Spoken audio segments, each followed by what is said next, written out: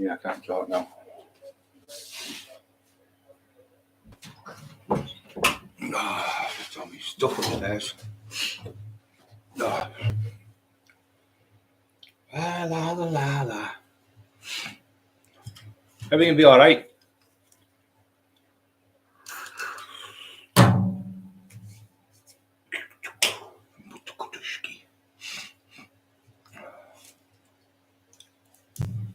No one's on yet.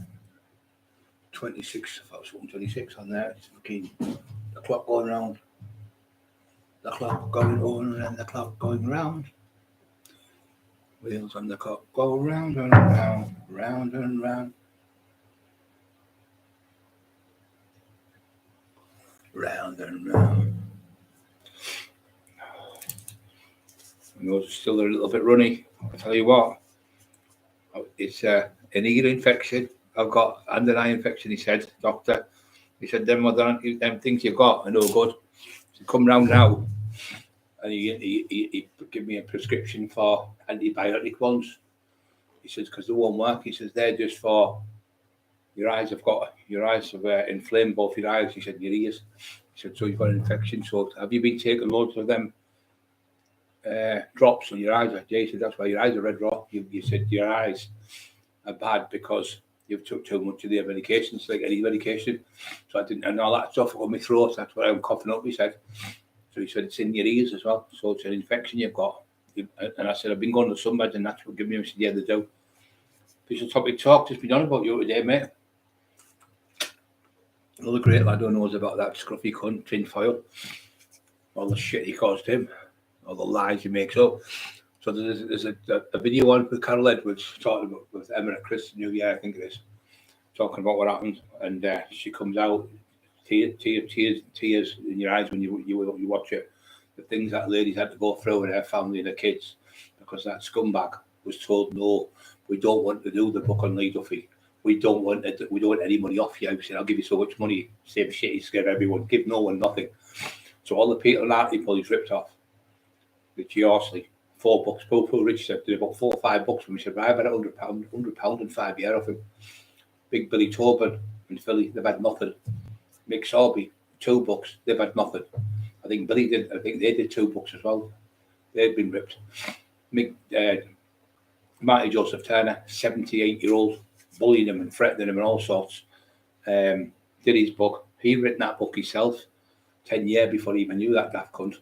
And he did the book and written it himself and he gave it to him to have a look at. So he stole his book and put the name on it and changed it to his name. Marty got £43 off that book in 5 years. 43 fucking pound off a book. It was ranked out of 2 million books. The judge went on the internet, went, don't come that with me. He said, this book's ranked at 256 out of 2 million boxing books. This book's doing really well all over Australia, America, and everywhere. The judge was stupid. Judge Cockerill was. And he said, yeah, you need to get the invoices out. He still never paid us. He still didn't give us. If he was telling the truth, he'd come onto your branch line. I've got the invoices here for you. And he'd put them up. When I asked Stephen Wraith for invoices, within 5 minutes he sent them on a computer to my phone. All there. Every name of the person who bought the books. Alison Smith, Sarah Jones, Andy fucking whatever. All different names. Thousands. The book went out thousands. They tried to say we never sold that many books for the COVID. So when I asked the woman in the Warsaw, she went, to be quite honest, this is the best year we've ever had with the COVID being on. I said, don't get you. She said, well, nobody's going out. People are going to hospital with COVID, and they're getting books sent in, and we're sending them in to the hospitals and places, or to people's houses. We're not getting them bought with the shop, obviously, because there's only 3 people in the shop. So there's only 3 people at a time in the shop. So we've been doing nearly all of it online. But it's the best year we've ever had selling books. So that theory went out the window with the judge, he said. So he's given no one no money. So you're telling me, Marty Joseph Turner, lads Marty Pope, Richie Horsley, Vulture, Mick Sorby, Billy Tobin, Marty Joseph Turner, Terry Dixon, $2, he got ripped. Was the other one. Jimmy O'Neill, the Wigan Joker, he got ripped. Paddy Maloney, he got ripped. Changed the name. He did it again. Paddy written his own book. He wanted to print it for him. He went ahead and changed took Paddy's name off and put his own name on, and then put Paddy's on it. So Paddy had to get the books back off them, cost him a fortune, and reprint it because they had their own print machine. So Paddy got the books back off them, reading it himself. He had to go to the printer and get it done himself. Cost him a fucking fortune, lost a fortune. So everyone's like, why is all these people lying? And then you've got Tina Shaw tonight. You've got Tina Shaw being on saying, I never give any permission to you. I don't even know you, she said. He came on, he went, I've just got Tina Shaw. She's a wonderful lady. I talk to her all the time. She's a great person. We always on the phone with each other. She's always laughing, good energy, lovely person. Same bullshit what he gives everyone else. He said, I've been to her house. I've stayed down there. He said, her dad was a legend. I know all about him. I met him and all this shit. And then, so she said, I have given up. He's doing a documentary. Roy Shaw. I've got the lost tapes. The tapes were taken out of her house. Tina Shaw's house without permission off her brother. Tinfoil then was going to do them with Paul Suggett from Hartlepool. A documentary. He said, well, he got permission for. Tina Shaw come on and went, I don't even know you, Jamie Boyle. I've never heard your name. She said, John, we watch it tonight. It's on. We've got it on our page on the YouTube tonight. It's already on there. So she says, I've never met you. You've never stayed at my house. Right. If you know me and you've got my number, phone me now. Phone me now on the live. Couldn't do it, could you, Tinfoil? Because you never even met the lady. You're a lying fucking two-bob scumbag. You're a pure scumbag. Trying to rip the woman off of a dad's legacy of an honourable man like Roy Shaw, who would have fucking destroyed you in 2 seconds in his prime. You fucking horrible little cunt. You are one evil, twisted little fucker, you. You're twisted in the head. You're not right in the head, you. Pretending, you know, I'm on the phone to Vinnie Jones. I'm on the phone of he was on the phone of him from Middlesbrough. Chris Rea. I'm talking to Chris Rea. All lies. Jimmy White, evening. That could be you, that Boyle. Mark Emerson has used that name before, Jimmy White. Booted the box, not bad. Spinal clinic. Yes, so now Tina Shaw's a liar. So Carol Edwards come out at New Year.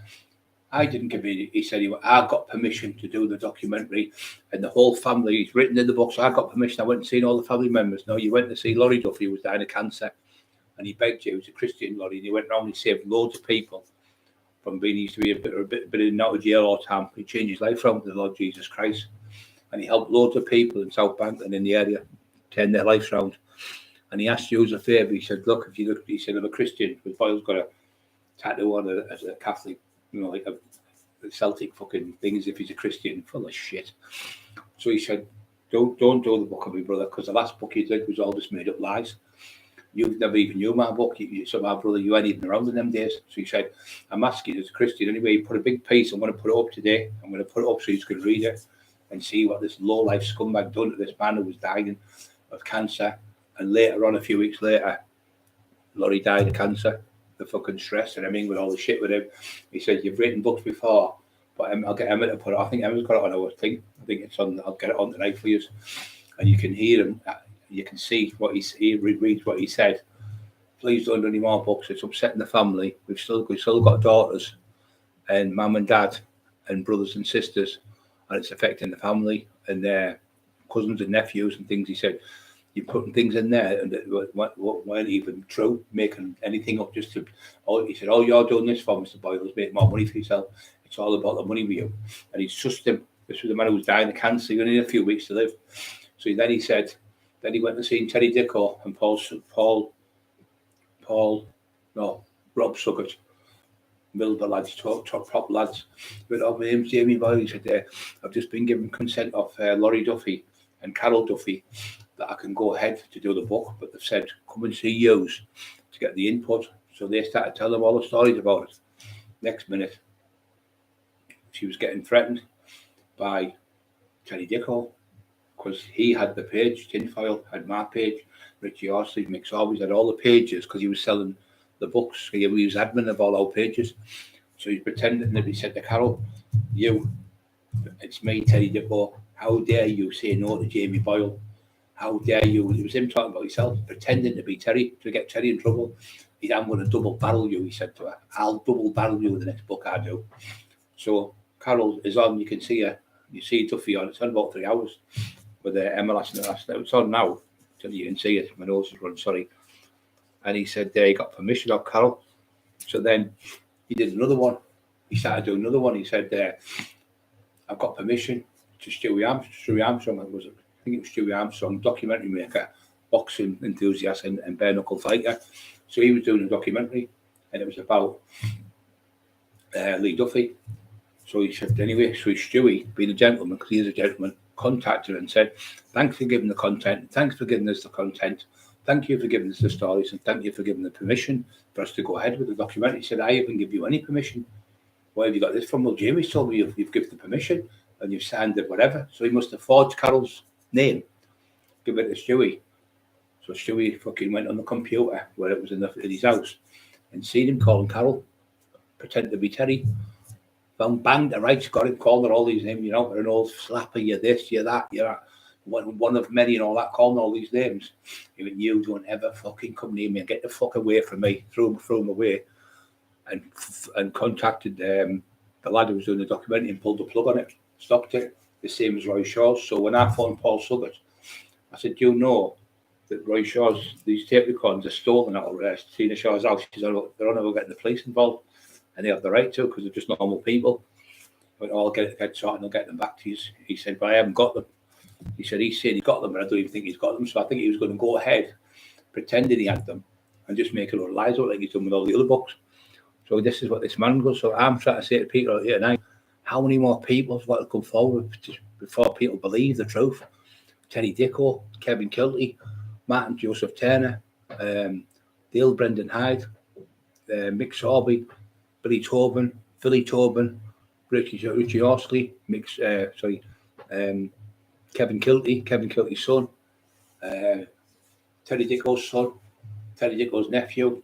They've all been fucking tortured by him, and every time they go for a fight with him, he phones the police. He's a dirty, low-life little snitch. So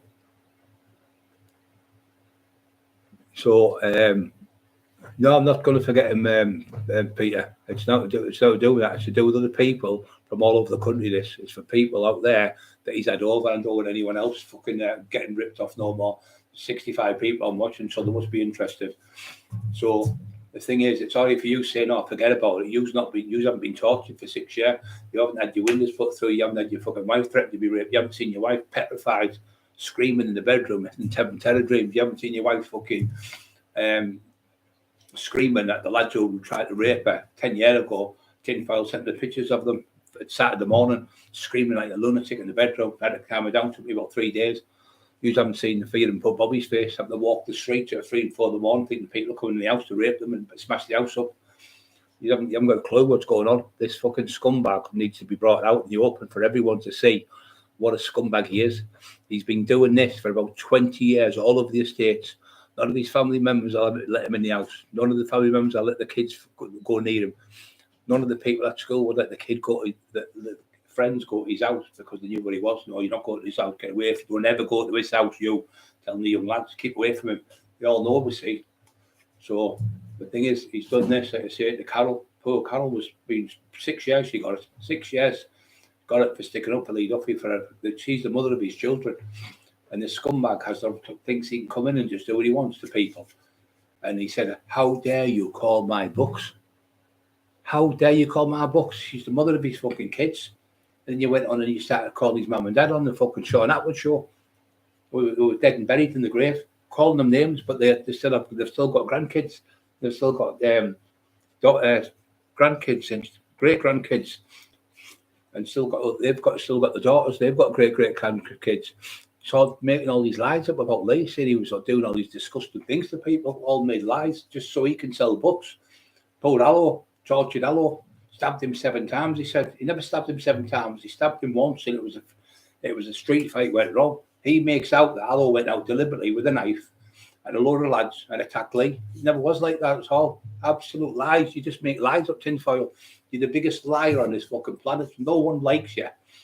And that people are sick to fucking death of your lies. You keep coming on to the same shit every time. Black bin bags on a Sunday. That was Matty Taylor's song, that. Brian Tin Oil.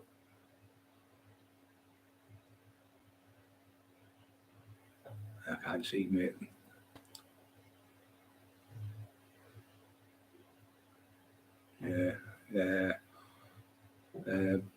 Yeah, he's done this for everyone. He's been doing this for. Don't forget to smash the like buttons, guys. If you like the channel, but he's been doing this for years and years, and threatening women. Poor deal, Brendan Hyde, threatening his 77-year-old dad.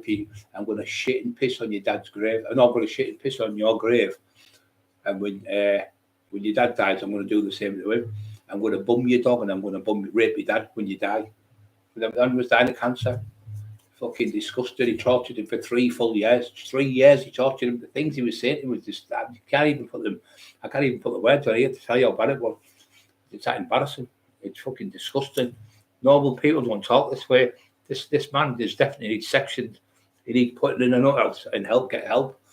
All that shit about, oh, I don't take drugs. Well, what about when you're down London on the and call me a spastic and a retard, and you'll fight me, win, lose, or draw, all that, right? You turned around and said, your words, not mine, I smoke crack and weed, Cockerill. I smoke crack and weed, and I can fight you. I can pivot and move, and I can school you in boxing. I can beat you even on crack and weed. That's what you said. And now you're trying to say that you only took 2 paracetamol and you took 2 Codamol, and they affected you because you had a few drinks. Now you're compulsive. Then you said you were on the 12 steps. You were never on the 12 steps. You were never on the 12 steps. Then you were in London. You came back. You hid away for 3 weeks. And you're supposed to come down the gym to fight me, but you never turned up. It was just all lies. So what happened then is you came out after 30 days and went, I've been on 12 steps for 100 days. It was only 30 days. You don't even off the stuff that we weren't even off the stuff. That was your black, pretending you were coming off it. And then you turn on when my multi-personality disorder. Well, I've got all these people seem to be disappearing now since I've come off the drugs and the drink. You were trying to con the public again, what you always do. But you said you smoke crack and weed. So when I go to court, I'll take that with me. If I do get charged, I'll take that with me. This is the ravings of a lunatic, a complete lunatic. If he was a dog, they'd put him under. You know, if it was a dog, a wild dog, they'd put him under. Let me hope you're okay, love. Yeah, he's just absolutely torturing people anyway. And anyone says to me, I don't like you, Brian, I'll say, okay, mate, thanks very much for your comment, and move on. But this fucker, you can't. He just won't stop with the shit, the crap, the bullshit. Now he's saying I used to go out in fetish clubs in the 90s and wear nappies, dress up as a baby, round the fucking twist. I don't even know there's even a fetish club in Stockton. I don't think there's never ever been a fetish club in Stockton or Middlesbrough. All fucking anywhere in Teesside. I've never heard of it in my life. So you just make lies up. When you make your lies up, everyone knows you're an idiot. Dressing up. You said I was beating 87-year-old women up, and she's going to court 30 odd years ago. So that means she was 87 30 years ago. That means she's 117 now. 127 she is. She's got the court against me. Round the fucking twist. She must be the oldest woman in history. I took her dress off and took her gold chain off her neck. That's what he said. Just round the fucking twist. He is mental. Used to bit myself, but not ages. Which take biscuit up. You're okay, Papa Alonso. Freedom, just get off my pals every 3 weeks. Right, 67 on. Don't forget to push the like buttons, guys. Yeah, have a look at them 2 videos tonight. There's 100% proof of 2 ladies or 3. My wife, Emma, Carol Edwards, and Tina Shaw. You don't need any more proof. Them 3 ladies there are 100% staunch. There's no lies coming from them. And why would Tina Shaw come on and make lies about it when she's all the way down in Essex? Why would she come say, oh, can I come on the show, Brian? She asked my friend David, who was friends with her dad. His dad was friends with his dad. And he was making all lies up about Roy Shaw, pretending he was just that and the other. He was doing, I go to her house all the time.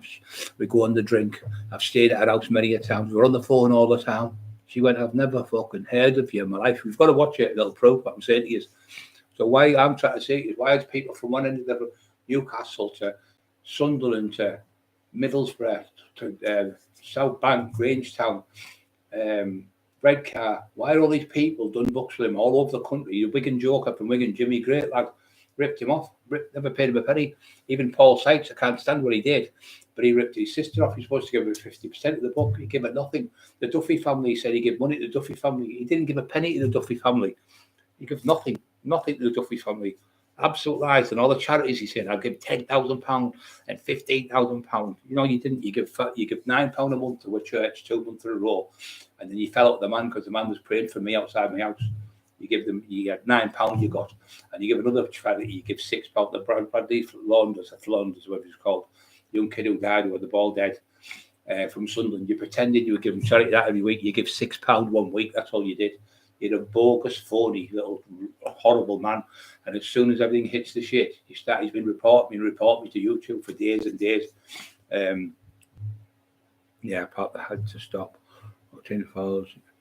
A bully, and don't like that. Yeah, he just won't stop, mate. We've tried to say, go and get out. We've tried to say, look, we'll call it a day. We've tried everything. He just won't stop. So the only way to get him is meet him head on. Let's come on here and tell the truth to everyone and let everyone know what he really is. Because there's that many things he's done. There's only that much. Emma's been tortured. I'm coming through the back door. I know you sleep on Brian's hospital bed and you're petrified. I'm coming through the door and I'm going to give me the lock and I'm coming through and we're all going to rape you, but we're going to video it and we're going to send it to Brian. That's what the things have been saying. We're going to go and dig Brian's brother up. We're going to bum him and we're going to video that. We're going to kill Eli. Who we're going to kill first? We kill Eli. Or should we kill Scrappy? Having the pole put up. Or should we bum Emma first and send it to Brian? Then he was sending me stuff when I was in hospital, stuff. And I had to sign I would have been better, but I had to sign myself out of hospital because he was petrified and Bobby was petrified. And I had to sign myself out of hospital, come home. I had to be in there 12 weeks, hydropool. I was just going to get into it. And I only did 3 weeks physiotherapy because of that scumbag was torturing my wife. So I had to come home. Even though I was ill, I couldn't even walk, to tell you the truth. But that's still, even when I was bad, that shit house wouldn't have come. But I couldn't take a chance of her getting fucking graped in my head. I was thinking, because he's that sick. He wants to be Paul Sykes. Everything Paul Sykes did, he wants to be. He's a wannabe gangster. He's a wannabe fucking a Roman. And everyone he had, like Paul Sykes, when we were in Newcastle with Stephen Sayers and Stephen Rafe and that, and we were doing the 3-part documentary, he went, if there's any parts, I'll just play the part where I get raped in the cells of Paul Sykes. And then we all looked at each other and the woman went, that's it, we've got to go. And he ruined it because it wasn't going to be about him. He thought it was about Lee Duffy and that. He just lies. Then he said, I'm going into 12 months. So I phoned my cousin. She's our Katie. Her husband's at security school. I said, is he coming in there 12 months? He went, no, he came in the door and he asked me to say, he stood next to me and another lad come, he took a picture and all they asked for was, what time the visits? How do you get your visits? So they pretended by going to the gates and getting the picture outside that they'll go to the prisons and speaking. Just lies all the time. Just compulsive lies all the time with him. He's telling everyone who wants to fight, well, I'm ready to fight you. You're telling everyone, come on, pivot and move, come on, bob and weave, come and smoke crack and weed. You won't come because you're a coward. You're an absolute coward for ripping that poor old man off, Marty Joseph Turner. He didn't just rip Marty off. Marty written that book for his grandson who had cerebral palsy, and he only gave him £43 in 5 years. And the book was 256 out of 2 million books in the world. And the judge said, listen, this book's doing really good in America, Australia, all over. He said, you need to get these invoices. What proof have you given us the Cockerill in the last year or so? He went, out. I haven't given him nothing. So you haven't given him anything in proof of how many books have been sold. He said, right, full disclosure. And in the end, I got the disclosure, but we still never got paid any money. Poor Marty passed away 2 weeks before his trial. It was going to go to the Crown Court with this because it came down the COVID. So we was 2 weeks away from going to court with Marty, and he passed away. And he was in there. It breaks me up. He was stood up near the door. I was going out. He grabbed me hand. He went, and Terry went, please, looked up like that. He said, please, don't you give up. I haven't got long to go yet. I said, shouldn't be daft all come. Stop talking like that. He said, I haven't got long to go. You keep fighting, please keep fighting. Don't let him go do this to anyone else. Don't let him. I was never going to break my word to Marty. And me and Terry said, we'll never, ever stop fighting for you, Marty, and all the other people out there. Because all the other people who don't know him, he's so good at integrating you. He's got that big smile, how you doing, and all that. It's all false. It's all false. And his wife's the same. Legal secretary, bullshit. You work for the gas board in the Civil Advice Bureau, and you answer the phone. That's all you do. And you're a horrible, evil woman. But what you do, you keep grasping him up. So when she was on the thing, somebody said, Shirley, she was in the chat. Somebody come on, Carol, her husband last night, said to her, somebody said that what he said about Brian being a spastic and a retard and all that, that's really bad. That Brian went to the police, he could go to jail for that. He said, oh, she said, it wasn't me though, it was my husband, it wasn't me. I never told him not to say that, it wasn't me. She threw him under the bus again, so you can hear him. And then she went on another platform and saying, the state, she said, oh, I don't take drugs. I don't take drugs. In other words, it was him who takes the drugs. So she's always grassed him up. So when the shit hits the fan with her, she will blow him up. And if she's going to go to jail or whatever she goes for, Chris Howells, how you doing, mate? Just all the people he's been ripping off this. It's just it's gone far too far now. Yeah, £1, 11 weeks. Yeah, poor Marty, 78-year-old getting tortured. He was sending him gay rape porn. He was sending it to Carol Edwards. She says on, if you watch it, he was sending her gay rape porn. He was sending it to Marty. He was sending it to me. He was sending it to Emma. He was sending it to Terry Dicko. He's round the fucking twist. A young lad being raped by about 5 other lads, like men. And he sent to Simon Ambler. He sent to Dale Brendan Hyde. He sent to Dale Brendan Hyde's family. He's definitely round the bend. He's definitely fucking twisted.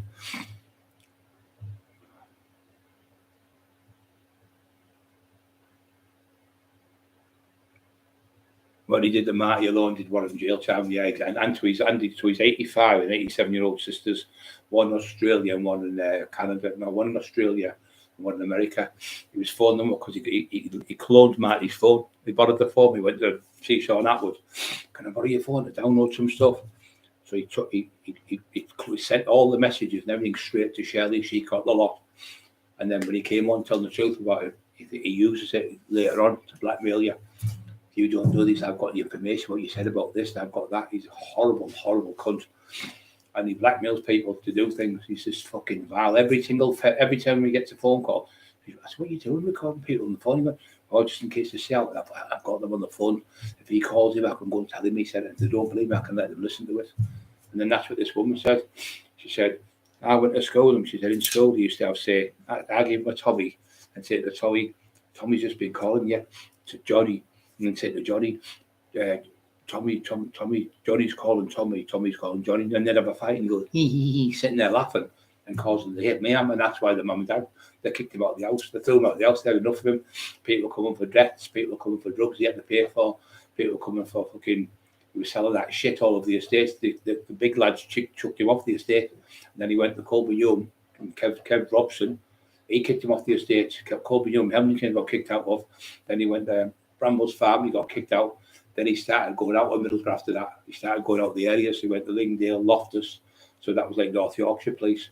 So he got away from there and he started going the outskirts. And he got chased from a lad called Gavin from Northallerton because he owed him £500 for coke, ripped him off.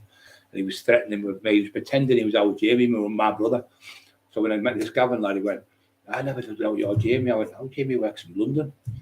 He went, no, such and such. He said, I said, I didn't even know when he took then the penny dropped. I said, oh, him, he's the author one. He's been trying to contact me for 5 years. I said, he's no relation to me. He said, oh, he said he was related to you. And he would have beat me up, fuck up the house for the £500. It's fucking round the twist he is.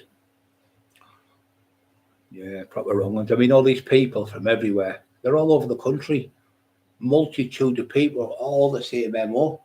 You do a book, you don't get paid. You ask for invoices, you don't get no invoices. Then they fold and go bankrupt. And then they move on and do it again somewhere else. He's moved 10 times in 12 years. So they keep doing the same MO all over. So we see. So it sounds right. I'm going to start talking about him now. So just letting people know, if you want to watch them videos, have a look. Them videos are condemning, really condemning. Because you can hear Tina, so sure, I've never met you before in my life. I've never seen you. I've never heard of you. And she went, these, a toilet roll. She put the book up like that. That book is just pure toilet roll, she said. And she, and then Dale had 2 books he'd done with Dale. And Dale burnt the books as well. He burnt the books on the fire, the coal fire. He burnt the books. I burnt my books. What he would give me back. The one I did because I never proofread it. And when I proofread it later on, about 6 months, I couldn't be bothered. I thought it was all done right. I thought, I never said that, I never said this, I never said that. And it was all just fucking shit again. He says he calls it. He said Lee Duffy was pinching up the pound shops in 1991. There was no pound shops in 1990, 1991. There was no pound shops. So the first pound shops was 1993 in Western-super-Mare. A lad bought 3 of them, and he made £30,000 profit off them. They bought another few. It was years and years later before the pound shops come to the northeast. But I've never been. You see, you don't even do that. I've never heard of a fetish club ever in Teesside. So you want to get your thing right. I was out with my wife, and she went in. I was in a shop. I was talking to a lad. She went in the shop, and I didn't look, and I went in. She's going, "Oh, do you like that?" And there was like women's underwear and all that, and I went fucking bright red because I was brought up as Catholic, and couldn't even look at it. Mum, if you had a paper, it was a page 3, she'd throw it in the bin. Like with the women with the things out. So we were like the dead like thingy like that, prudish, as kids. So it's still like that. So like I'm not like that. I've never even bought a porno book in my life. I wouldn't fucking dare go in and buy one. And he did a porno shop, whatever it is, showing the porno book to the kids with the women with the clothes off and going, and then showing the kids the pictures. And his fat wife's videoing him showing the kids about 12-year-old, 11-year-old. He's just a sick fuck, he is. He's one weirdo, him. And anyone else did that to children, they'd be jailed for it. They'd be jailed for it. Complete fucking sexual deviant he is. Box, 1 plant. Half a box, 1 plant. Evening, Brian Emma, Wayne Corrado, he's still coming up next month, son. I like helping people, be nice, but I don't like to see, like people's family, like Carol last night. I watched that for the first time. I never watched it because I fell asleep in New Year. And I watched it there with Carol talking. They're on 3 hours. But there's parts where you think, I didn't know this, I didn't know that. And poor Carol got tortured, trying your eyes out and everything, or believe what he was lying about him and all the fucking things, the hurt he's caused people him just for his greedy fucking fat life and him. 2 fat fucks together. Later, troops. Papa, see you later, mate. Yeah. Poor Matt, he was a lovely man, as you know. He was the nicest man. All them kids he saved. 44 years, he was an outstanding. He got a medal of honour for saving all them kids, all them years, like Peter O and Lee Duffy and all them, and taking them, putting his arm around them, and for that little dirty scumbag to come along and rip an old man's feet. That's why he does people like Terry, people like me, people like Matty Joseph Taylor, people like Mick Sorby, people like Richie Horsley, people like probably Vulture, people like because we don't know enough about computers, and Fat Shelley knows everything. So when I did the Facebook with him, I created it, he created it and did it all. So what you get, he's the admin, which means he can control all the pages. I didn't know this, and he can change it. So he was changing it. Tommy Smith, coming on to me, Brian Cockerill. See, that was the post name, Tommy Smith, to Johnny Jenkins. And he was coming on, it would show my face and my Facebook. To me, Brian Cockerill, you better leave Jamie Boyle or I'll be around your house in the morning. And then he'd take her off, so I'd never see it because I was in bed. No, he's up all night, smashed out his fucking head. Every time he see me, he looks like a tramp. So he put a thing on the other day saying, "You look a mess. You look like an old man. You look like you're dying." Well, how come I'm tanned in the gym every day training 2 or 3 times a day, washed every day, hair washed, teeth brushed twice a day, shaved twice a day, clean clothes on every day. And you're sat like a paraffin lamp. And you're this big tough guy who's in the ABAs and going to school me. But you've run away and went to the police, Jamie. So how can you be working on both sides, like Carol said? Because you're a snitch. You're working for the police, recording people and seeing you can get something. You try to do it with me and Terry. You try to get us to confess to things and say things about other people. But we sussed you. We knew what you were doing. And the other people found out about you in London. They chased you, asking about, who murdered this one? Who murdered that one? Who killed this one? Because you're a little snitch. That's what you do. You ask people up. Hit the box. So Matty was so nice, and like when he was going out, me and Terry had tears in our eyes with him. You could see the pain in him because he'd been ripped off by him.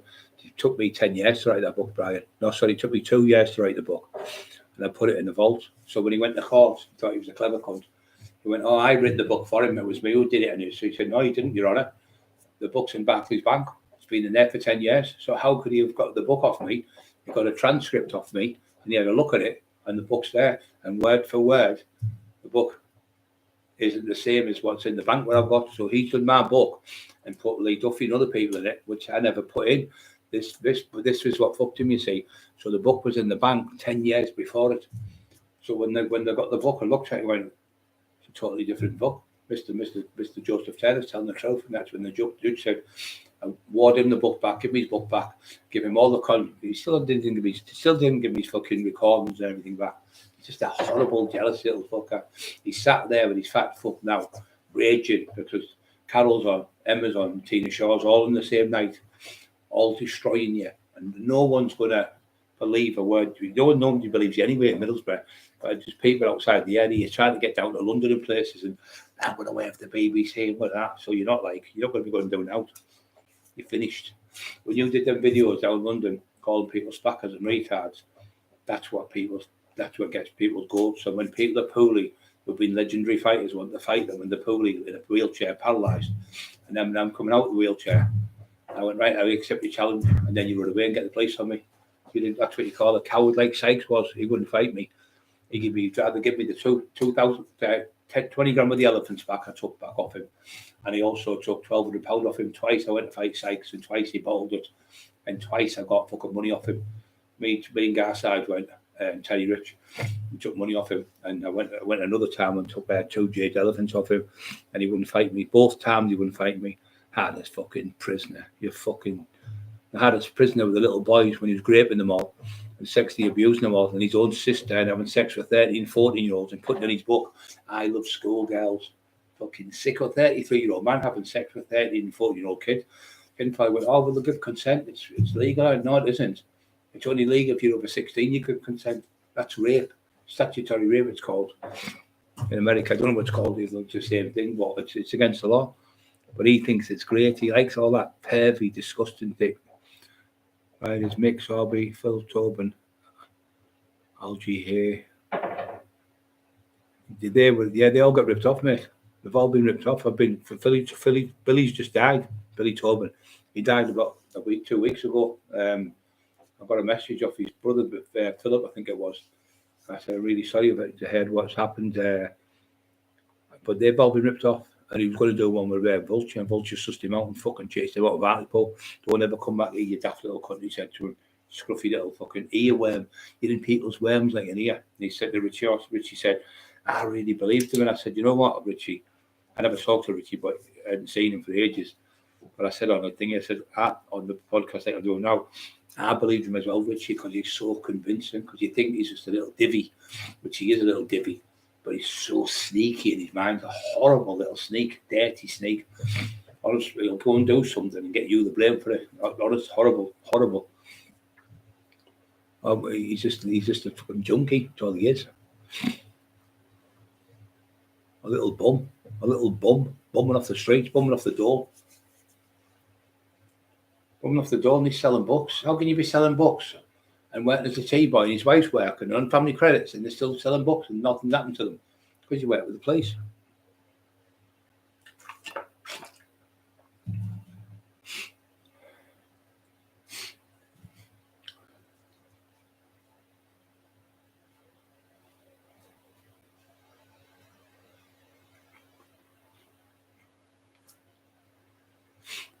They're all from Hartlepool.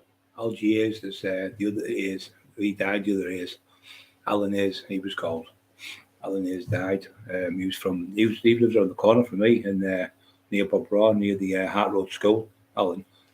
And used to knock around. Well, Skinny was Philly's mate, and Billy and all them. And they said, we've never called you. Where's it? Timmy's tried to get us to call you, but we wanted to say nice things, and he kept cutting them off when we were talking about you. He said, so, and I said, I knew it was him. He said, no one called you in Hartlepool. Mick always said, I wouldn't let anyone call you. All Vulture said the same. He said, everyone loves you in Hartlepool. And I talked to Vulture on the phone with Davey Robinson. He did a podcast. He said he wanted me to come on and call you names. He said, I wasn't going to do that. He said, that was Brian Cockley's a legend now, but I wouldn't be able to fucking live with myself. So he was fucked off because he was going to go on a show in Corbin with Decade, but he was paying the people £150 each to go on and half 8 the coke each to go on and call me names. And they went, no, we're not doing it.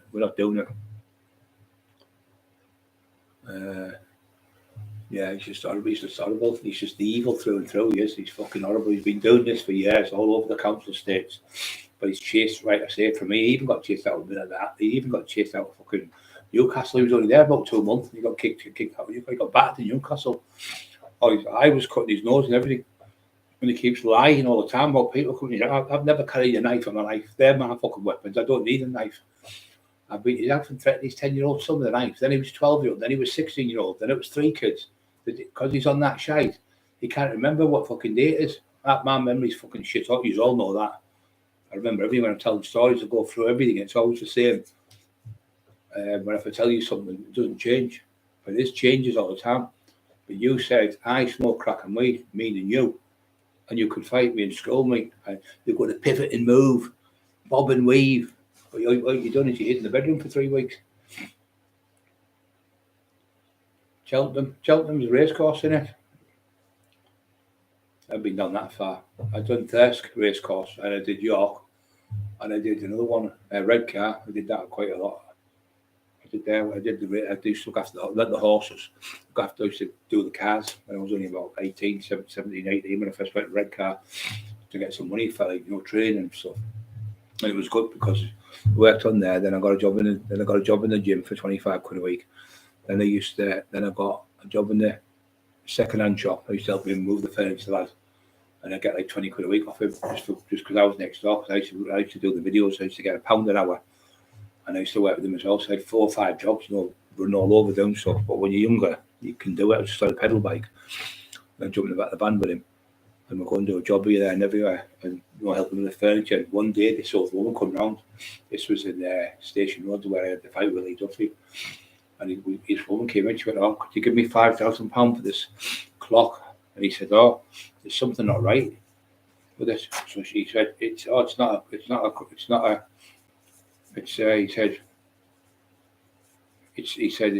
said, someone's cut the clock in half. He said, because a grandfather clock is this tall, 7 foot or whatever it was, he said. Right? So he never got it off her. So she only wanted to give me £1,000, she said. She said, just to pay me bills. I know it's worth that much. I know for a fact it is. He said, I can't give you that. He said, I'll give you 300 quid or something, he said. So she said, oh no. So she came back about 3 months later. I remember I said, are you okay? She said, oh yeah, I am very okay. I went, why? She's about 65 or something. But you know that clock? He was right about it, about the grandfather thing. He said, but he was wrong as well. Because it wasn't a grandfather clock. It was a fucking granddaughter. It was a granddaughter clock. It wasn't a grandfather, it was a granddaughter clock, I think it's called. And she got £35,000 from Sotheby's. Fucking, and I'm on about fucking 45 years ago. So I was 18 when I'm now. 40 years ago. 35 grand fucking raging. Just in the Station Road. Mick Kirk. Was it Mick Kirk and McGorrell? I get them mixed up. It's Mick Kirk and McGorrell. Both worked on the door with me. Nice lads. Worked in Leo's with us when I was a kid. Looked after me when I was a kid.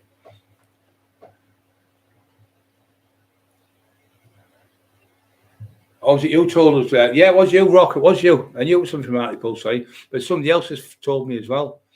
It was Billy who died, isn't it? Billy Tobin. Billy Tobin who died, not Philip, isn't it? Because he was in hospital, Billy. I think I've got that bit wrong there. Philip, I don't think it was Philip who died. I'm sure it was Billy, mate, because Billy was in hospital when I was there. And he was talking to us, saying, we love you to bits, right? You're a great lad and that. He said, Jamie was with us as well. Definitely Billy, because my dad was in the same ward, and that weird. And they were all coalmen, and I used to work on the beach on the coal. It was like God was putting them all together, like the last days type of thing. But yeah, Billy used to sit and drink coffee with my dad and that. My dad was in when you went in the hospital on the left-hand side, and Billy was out the window. So when I came back, Billy had gone. He said, he's gone home, and he only lasted 4 days, 5 days to bring him back. He said, fucking really bad, Brian. He said, I've only got a couple of more weeks to live, a couple of months. I'm really sorry, mate. I'll ring you and make sure I'm awake.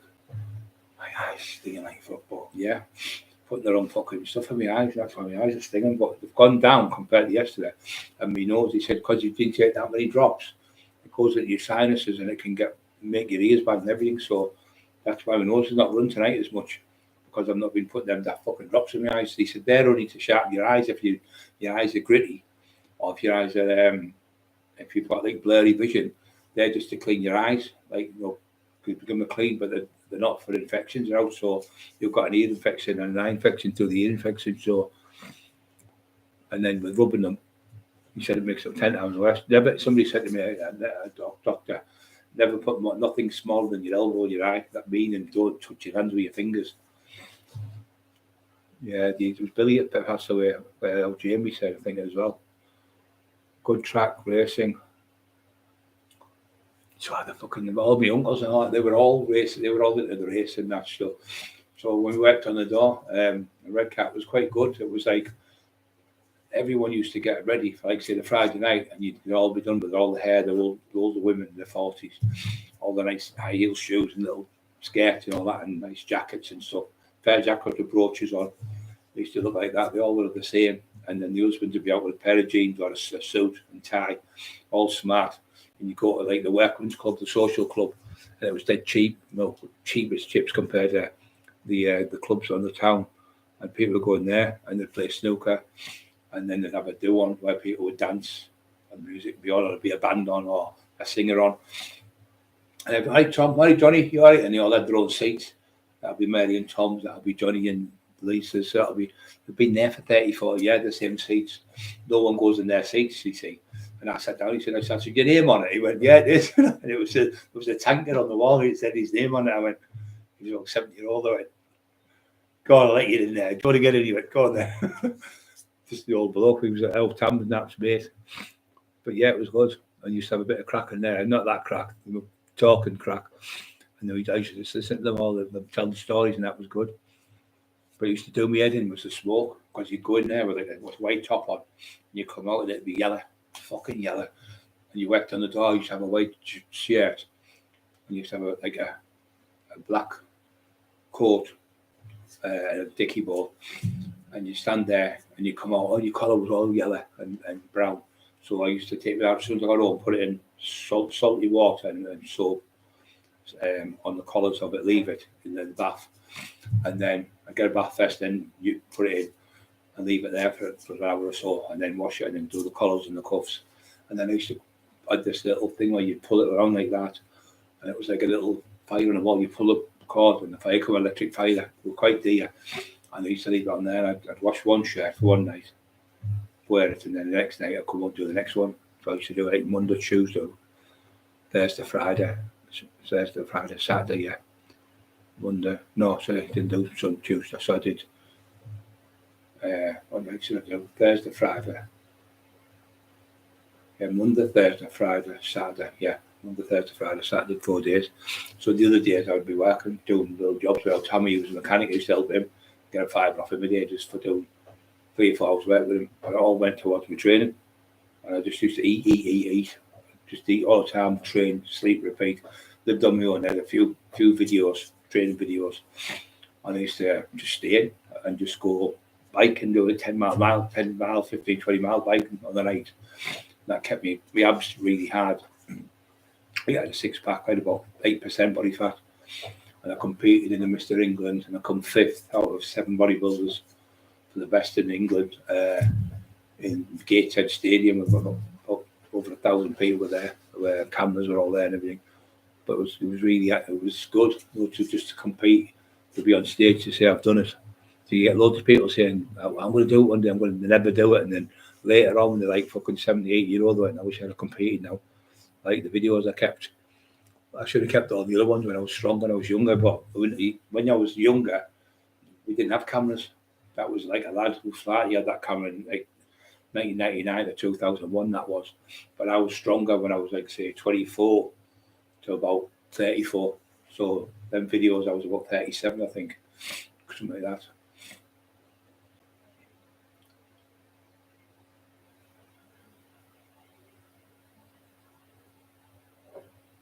Yeah, the Redcar race course was one of the only ones that's a mile long. It's a full mile long, the race course. The road, it's called the starting gate and the finishing post at the end. So I got that job because I was always smart and clean. I'm always on time. I'll never be late for things unless I'm on here. Well, I'm not late. I'm always there, you know, if it's a job you have to go and you work. Like on the door, I'd get there 10 to 9, so 9 o'clock.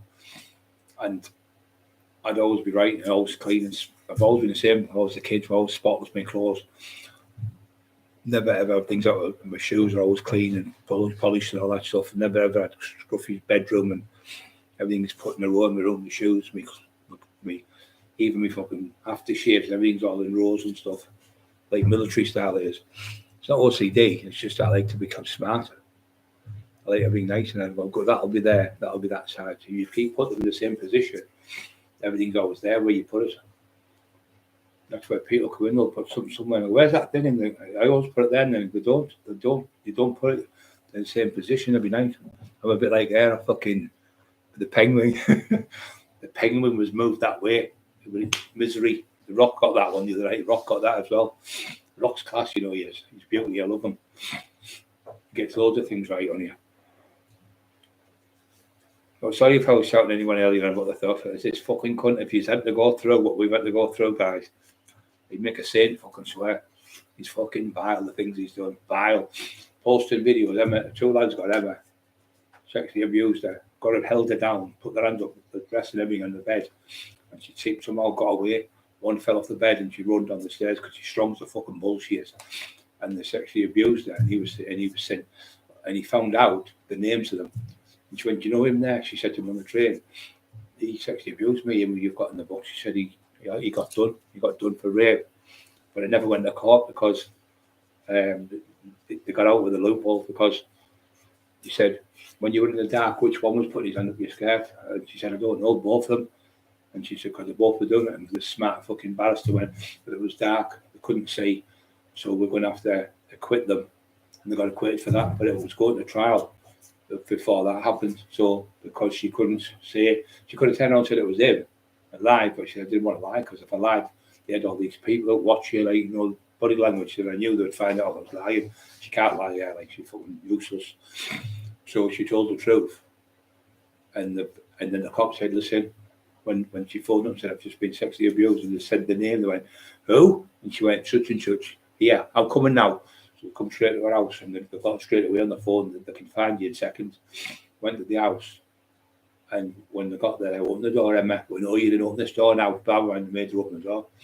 And they went in and said, we've been after this fucking bastard for years. He said, let's hope we've got him this time. He's done this to a multitude of people for years and years and years. That dirty bastard got the picture of him and sent the picture going, he wants to meet Brian. He wants to meet you again. And he wants Brian to come down and do like a video. So she started screaming on the bed. He knew what he was doing that day. He couldn't. And he put those pictures of the two people, because what had happened is I was no good with computers, thick as fuck, proper shit. I was going, that's wrong. Boom. Like a bit like freedom shit on it. I ain't got a clue. I'm not that brains wise. I'll wipe the floor with anyone, any questions on quizzes or anything. I'll destroy anyone, anything to do with physical stuff, training, fitness, foods. I'll beat anyone on animals, battles, wars. I'll beat anyone in any quiz. I'll be close to beating them. But he knew I couldn't do computers, right? Never. I don't even send an email. So Tommy's son, he all right? He's a great lad and all. Tommy's a good lad. He's always training. I hope you're looking after yourself, Tommy. Love your son. So just nice to be nice to people, and just have nice respect for each other, and say a nice compliment to someone. It makes people's days, And like, where he wants to hurt people, I don't want to hurt people. I don't want to hurt no one. I don't even want to hurt them. If I want to hurt them, I'd make a phone call and just disappear like a fucking puff of smoke. But a puff of smoke, that wasn't a joke. A puff of smoke. So he's a fucking idiot. But I've obviously trained my life around helping people, and this life feels better helping people than getting into fights, breaking people's jaws, banging people's fucking ears off, and in and out of fucking prisons. And it's not good. So I want to show an example. What I did was wrong, and what I did was no good, because all that gets you is a life of crime is stabbed, shot, hit with bars, fucking chopped up, jail sentences, people run you over, petrol bomb your house, and all that shit. You get all that shit. The drug addictions and everything you get. So it's not a good life. Get yourself in a job where you can do really good for yourself, like maybe helping kids or something, or get into a computer courses there. I think the computers, you've got to be computer savvy nowadays to be in with a good chance of making good money, because without being able to use a computer, It'd be like having a car without a key, wouldn't it? So that's like I am. So he knew what next to Terry Dick on me and all the others mixed up, and didn't know computers. So he was using us. Our disability is not being able to use a computer. But everyone went, no, this is how you do it, and this is how you do it. And he was like fucking fuming because she kept finding things out about him. And then she went, no, that's wrong. He's lying to you. He's out of order him doing this. And she kept finding things. And we knew it was him who was doing it. It was him who was getting people to phone up, pretending we were having affairs with Emma, telling me they were saying that and all that stuff. But I thought, we'd been together for 7-8 weeks. She's never left the house. So how could she have been having an affair? So it was him and Shirley doing it, talking, because they wanted Emma away from me to split us up. Because with them with me, she could guide me and say, no, you want that, you want so much money for that, and you need your income tax for that. So this is what fucked him up. So he knew. He said to Terry Dick, he said, I wish he'd fuck off her. He said, it's better when he's on his own. In other words, he knows I was not thick, but I could use a computer. And that's what he was using that against everyone like Richie Austin and all them, because they don't know how to use computers. They're not like me. They mix up in them and like some people like Marty Joseph Turner don't have a clue about computers. And that's what he was doing with all these people. Same as Paul Sykes' sister, Rob there, because she didn't know about computers. That's how he rubbed them up. But Shirley was doing it. I never said that. She said it was Jamie who said that was my husband. I never called Brian. I wasn't calling him all these names. That was him. I told him not to say that. So she grassed him up again. Because I never knew that till last night when Carol was talking. It's like Christmas time, New Year's Eve, I think it is. But it's great to watch if you watch it. It's on 3 hours. You watch it in like parts. But the Tina Shaw one blows him away again, where she goes, I've never even heard of you. So he's pretending the Billy Big Balls think he's great. He thinks he knows these people. And the thing is, Tina Shaw was, her dad, Roy Shaw, was one of the greatest fighters ever. And he was like disrespecting their family. I thought, I'll help the lady. So we helped Tina, and she was ever so grateful. And Carol, we helped her, and they were ever so grateful. And you can hear in the voices how much they appreciated what we did, helping them, because they were getting tortured until we come along, and we came along and it stopped the pain because they got their stuff off their chest, like me tonight, coming on here. So you get it off your chest so people know. I let people decide themselves if they don't want to believe you, they don't want to believe you. But there's that many people. If there was 3 or 4 people saying it from the same area, you could think, oh, they all know each other. But because they're all over the place, all over different parts of the country, all over the place, different people, he's done it to everyone. He just can't help himself. The same as we used to get the gear off people in areas. He'd get loads off them, bump it, and that's why his mum and dad threw him out the house, because there was people coming around wanting the money off the mum and dad and stuff. And he was just, it was, the sister said it was every other night he was getting people coming to the door, putting under rocks, smashing the windows and stuff. And it was because of him. It was always because of him, she said. So none of us won't even talk to him. We don't let him in the houses. We don't certainly let him near our children. None of us. You don't see him ever with his nephews, cousins, his stepdaughters. None of them. They won't let him near them. His own kids. She won't let him near him. His wife, his ex-wife, or girlfriend, where she is. She won't let him in. She's got another bloke she's with now, free with him. She's dead happy with him. And he come round trying to be clever 3 times. They call him Paul, and he sparked him. Paul knocked him out. Said he's a fucking divvy. He said he couldn't fight sleep, crank. He said I couldn't fight you, Brian. Never mind fucking him fighting, the idiot. He just talks fucking shit. He's what you call, Carol said last night on the thing, on the podcast, he just wants to be Brian Cockerill or Lee Duffy or Terry Dick or fucking Dale Brendan Hyde. He wants to be a gangster. And he's never been one. He doesn't know what it's like to be, but that's what his dream is, to be a big tough guy. But the thing is, if you become a big tough guy, you've got to take the consequences that come with it. You couldn't take the consequences to file because you can't fight. So when people come for you, you'd run away. You'd leave your wife in the house and your kid. But I would never leave my wife. I ran out of juice. That's what the orange said to the apple. I ran out of juice. Lady is long. Racing lady is long. Racing lady's long. What do you mean she's wrong? Lady as long as you. Oh, enjoy it. I thought she's long. I thought they were long. What the fuck's the other about there, Mark? Oh, she's long. Have you had a good day, Mark? Freedom, optical. I fucking need opticals, a bit of freedom. Can't even fucking see. Wearing a car door. I'll sort you out next month. Sort you right out. I'll have you running fucking marathons by the end of the year. With Ricardo, I'll have you running my fucking house every week. be jogging down here. Be jogging. Freedom's okay. Listen, lady, a lovely lady she is, lovely person there. She hasn't got an evil bone in her body. When you was in hospital, sorry, I mate, and you was in hospital, I would have looked after her. And Karen, thank you, son. Thank you very much, Wayne. No, she was on her own. She was on her own. Bobby wasn't even. I think Bobby wasn't even here then. I think she was in on her own. So Scrappy looked after her. The Scraps fucking ripped the piece of the company house with him. Poor Emma was on her own when I was in hospital, and he was threatened to phone up at 6, like no texting at 6 in the morning. I've got these lads coming to get you, and them lads, the one who got you before, she knew it was him by the writing. She said he put it.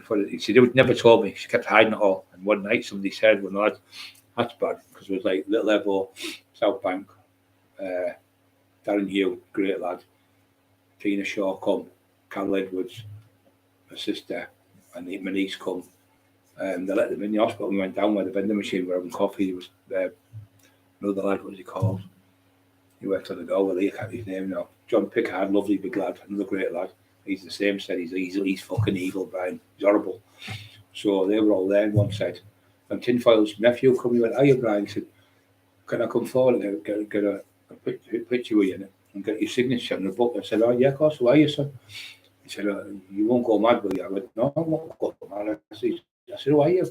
Fucking daft. "Oh, you coming over with us?" There's about 15 of us. Cousin, I think he said cousin. He said, "But I'm nothing like him. I'm just want to say the family's asked us to come and see you." He said, "He's done what he's done to you, to our mum, to my granddad, all of them. He's tortured them all." He said, even when his dad used to give him good guidance because he was coming in with the drugs and bringing men home and all that stuff, young boys home and all that shit. He said he's been doing everything you're saying. It's 100%. He's a horrible, horrible man, and it's horrible saying it, but none of the family said his mum won't let him in the house. Then we had the Paul come who was living with his sister, said they won't let him in the house because his mum's frightened of him. She has to lock the door when he comes, petrified of him. Horrible, bullied his own fucking mother, or scum. And then we met another lady, and she told us the same in Emlington. She went, "Oh, his mum locks the door when he comes," because she lived around the corner from her. And we met her in Emlington, and Colby Young, we met her twice. She went, "I'm really sorry what he's doing." She said, "I went to school with him." He wants to be Brian Cockerill, she said, because he never come down here when he was 13 and come from like Scotland. He's copied off Brian's stories out of the book, because I've read Brian's book from day one. He's copied all the Brian's stories. He wants to be Brian Cockerill. He's fucking round the bend.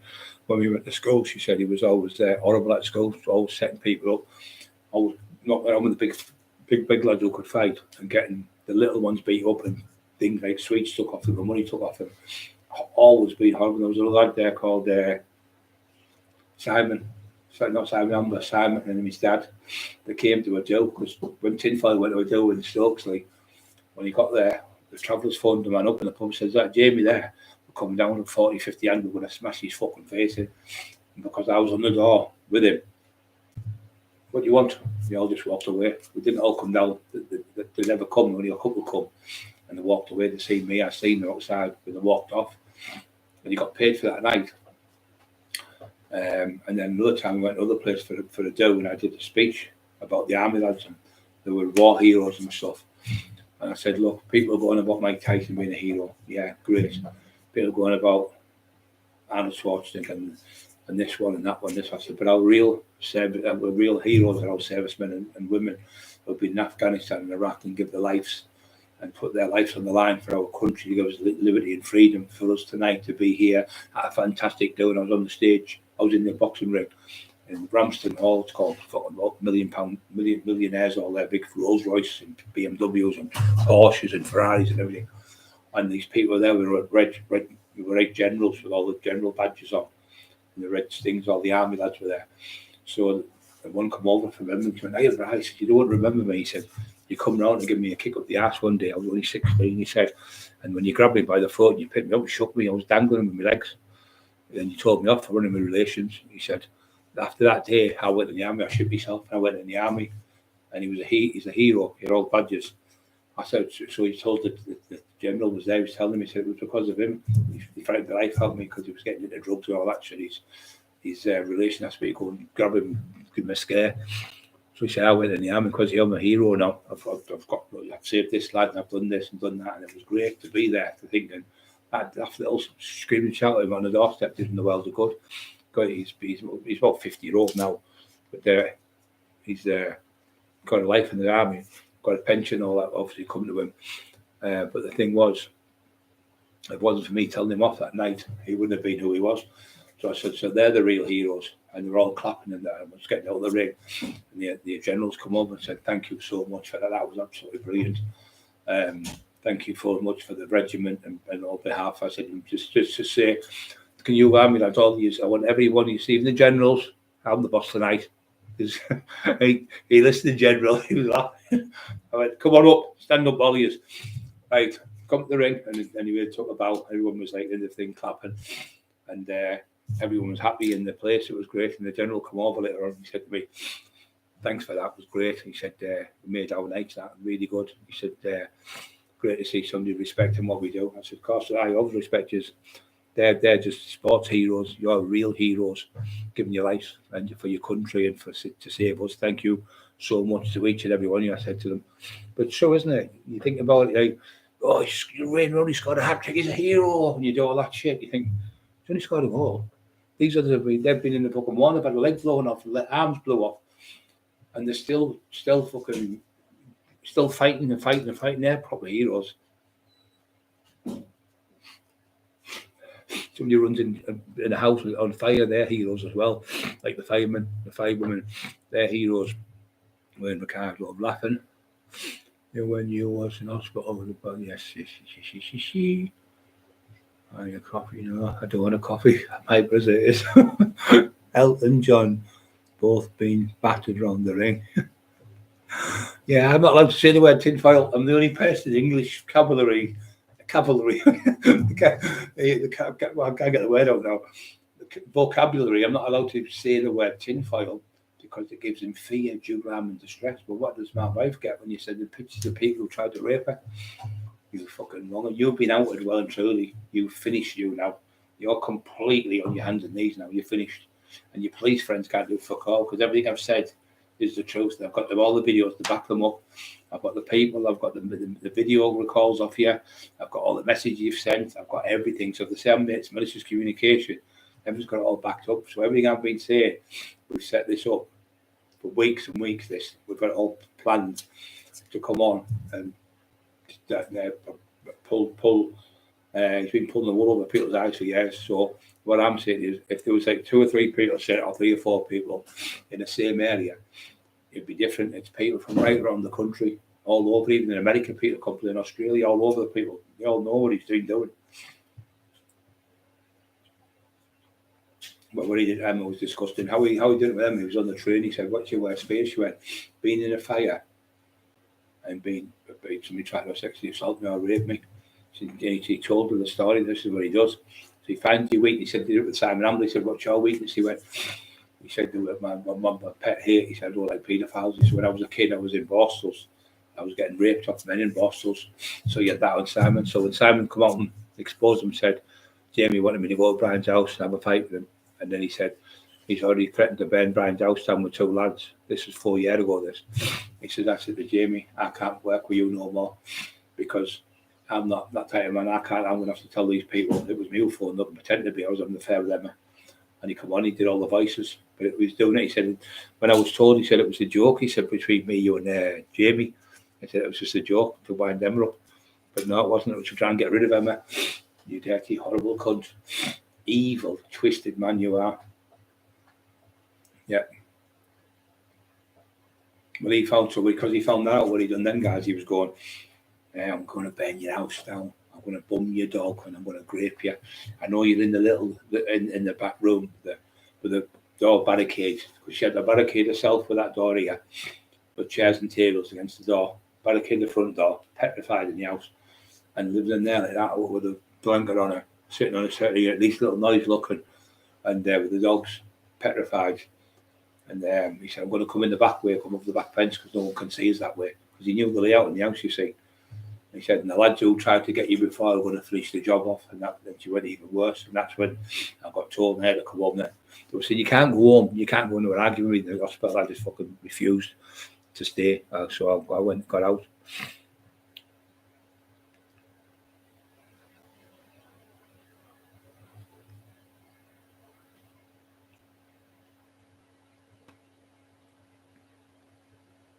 Yeah, I'm knackered the same, Mark. Fucking knackered today. That thing what I've had, my eyes, you can see my eyes are all fucking red there. Like I've fucking been burned or something.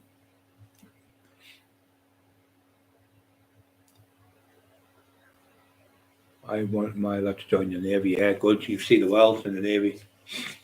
Great job in the Navy. Make a proper man out of him, that. So yes, so rented them all to tell the rest of the story. So when we went, the man was called Kevin, I think. So it was finished. So I'm just going to see Kevin to say goodbye. So we went to see him. So Dave all phoned me the next day, Mark Davison, because Mark Davison's mate was at the do when Tim File was on the stage going, when you down to that? When does it job? Making a fucking fool of himself again, full of shit. So when he was on the stage there, when we went to Ramsden Mall, the man gave him £200 or £250 for me and £250 for him. Never fucking paid me, kept the money. And then I phoned up the bloke and he said, yeah, give him £500. He said, no, either £200 or £250. I can't remember if it was 200 or 250. And Mark said, Mark said he told me he gave him £500. So that's 250 quid. He never paid me. So I did all the speech and all the talk that he got the money, never gave me out. And he went, the tax man's being taxed, don't being a clever cunt. Daft little cunt. Much appreciated. Thanks, much appreciated. Yeah, the other one there, what's on there with Tina Shaw. It's on tonight. It's on. You see, Tina Shaw speaks out against him. He's lying. Shouldn't she come on? I've never even met you. Phone me now, and he's fucking devastated. These are the things that destroy you. You can't handle it. You can't handle women telling him off. He hates it. He fucking hates it. You can't. All these things can't be made up. How can we get these people to come on and make lies up about them, about books and stuff? And people knows people, like The Rock knows people. Article, they all. He knows all them people I've just mentioned. The Rock, but he's from Article. He knows them, and I'm not lying because I'm telling the truth. Mick Sorby did 2 books for cancer research for liver cancer, and he said he hasn't had no money. He's never been paid. He hasn't been paid a fucking penny. He's ripped everybody off everywhere. He thinks he's a clever cunt. He really thinks he's going to get away with it. It's only a matter of time before he gets caught. And the fucking taxman, not the taxman, me, the real taxman gets him. He'll go to fucking jail for a long time. Him and her, they'll find out with all these fucking dodgy claims and all the stuff she thinks she's clever at. And she'll go, it was him, like she did when they said, well, you call him Brian names. So it wasn't me, it was Jamie, it was called, it wasn't me, I never said nothing. She just loves grassing him up. I know that's what I think it is, but conjunctivitis in my eye. That's what I think it is, mate. Because that's the only thing. Them other eye drops would have cleared it. So when we're rubbing it in my hands and muck on your hands and that, I think that's what it is. Allergic to conjunctivitis. Because if it doesn't go after 4 or 5 days, they say you've got an infection. I get all the entries terrible off the dogs as well. You know, the dust, the dander off we get dander if they have dander. I realise on the bed, crap, it was the worst. Fucking sneezing like mad with it.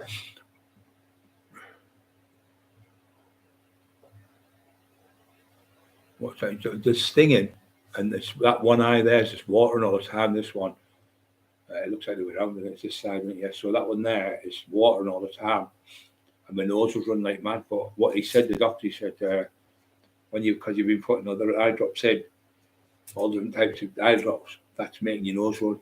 Because the stuff goes in your sinuses, he said, and in round here, and comes down. So when you're on obviously when you're talking, your nose moves and you breathe. That's what's stuffing your nose up. That's why you're struggling to breathe a bit, and that's why you're coughing up like phlegm. It's all like white stuff coming up my nose when I do that, touch it and do that. It's like lard, lard when you get large hairs or what's a bit like that. So that's what it is. That's the stuff in the bottles that are made. It's that these ones are antibiotics, so I haven't got them. Or the other one's out, it's got red eye, and the other one was watery eyes. The other one was bright eyes. Fucking hell, I thought, how many fucking fortune they cost? They said one every hour. Tell you the truth, it's nowhere near as bad as usually as you see. But my eyelids are red, and that's what they think. He said, usually get it in your eyes, eyelids. Allergic conjunctivitis is called. 50 fucking people still on. What you trying to do? Kill me? You keep me up all night. Only wind you up. Yeah, so yeah, this fucker, all these things he's been lying about, this one and that one, and don't forget push like buttons, guys, because it drives him round the bend when you get loads of like buttons. We had 723 likes in 6 days, because you get every 6 days you get like the update. So absolutely amazing. I've got a new thing on now. I'm gonna have to flash freedom, what it means, and Emma, where you can. I can't remember what the fuck it is now. I can't remember the name of it. But it's come on and stuff because I'm doing so well. We nearly at 10 million views, just under 10 million. I think the next 2 months or something we'll have had 10 million views in three less than 4 years, I think it is. And most of that time I was bad in the hospital stuff. Kept the wheel, the box.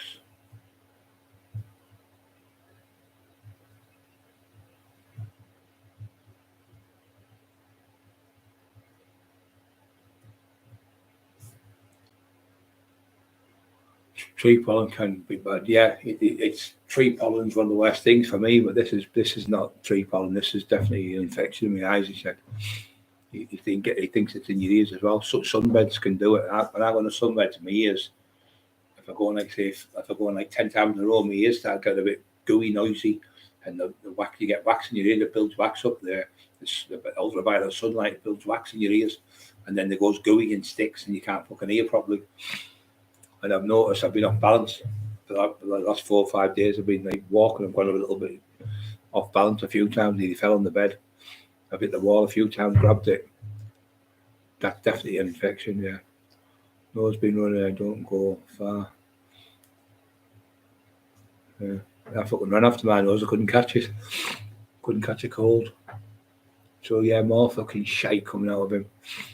We used to go in fetish club. Has anyone ever heard of a fetish club in the North East Teesside? Because I've never in my life. I've heard of them in places like Manchester. I've seen them on the telly in places in like American films. But I live in Teesside all my life. I've never heard of a fetish club ever. That's why you always fuck up. See, son, you should do your duty. You should check these things. We show up that big daft ginger fucking mouth, ginger fucking pubes.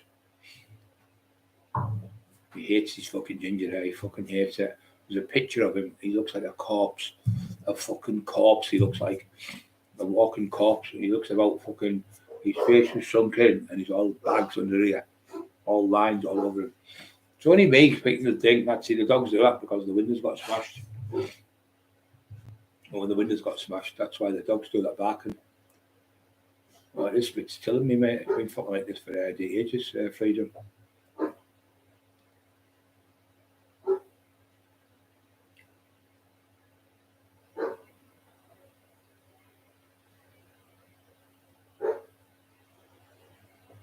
Yeah, so everything for fever. I've just had an antihistamine. I've got another set of antihistamine, orange one. I've had for 4 or 5 different eye drops, and I've had this one today. Well, this one, it felt the difference. I can feel the difference because it's not burning as much. Where the other one, look, I'm not touching it now. It's going away now. Definitely going away. I reckon by tomorrow, the next day, it'll be gone. It's not here fever now. Yeah, because I've took fucking everything you can think for it. I was going to buy a freezer and just live in the freezer, and also nothing can sit in the freezer, cold freezer. Fucking the eyes killing me. I've had it all my life. Since I was a kid, I was born with asthma, and I had pneumonia when I was born as well. I was born with it, both of the fucking things.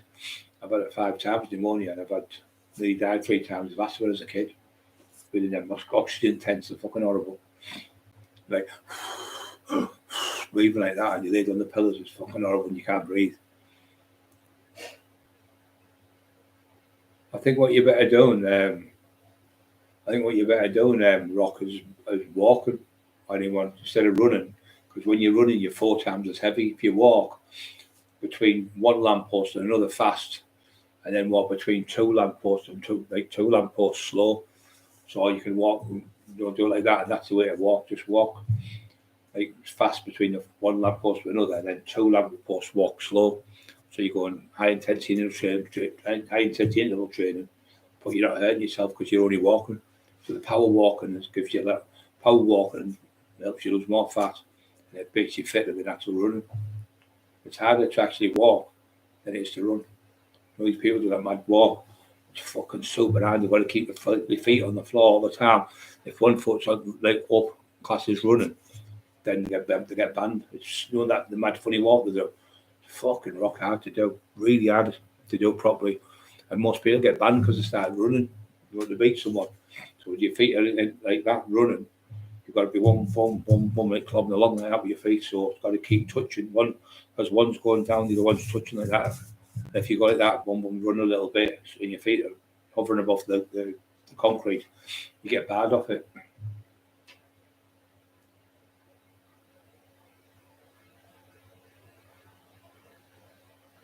Yeah.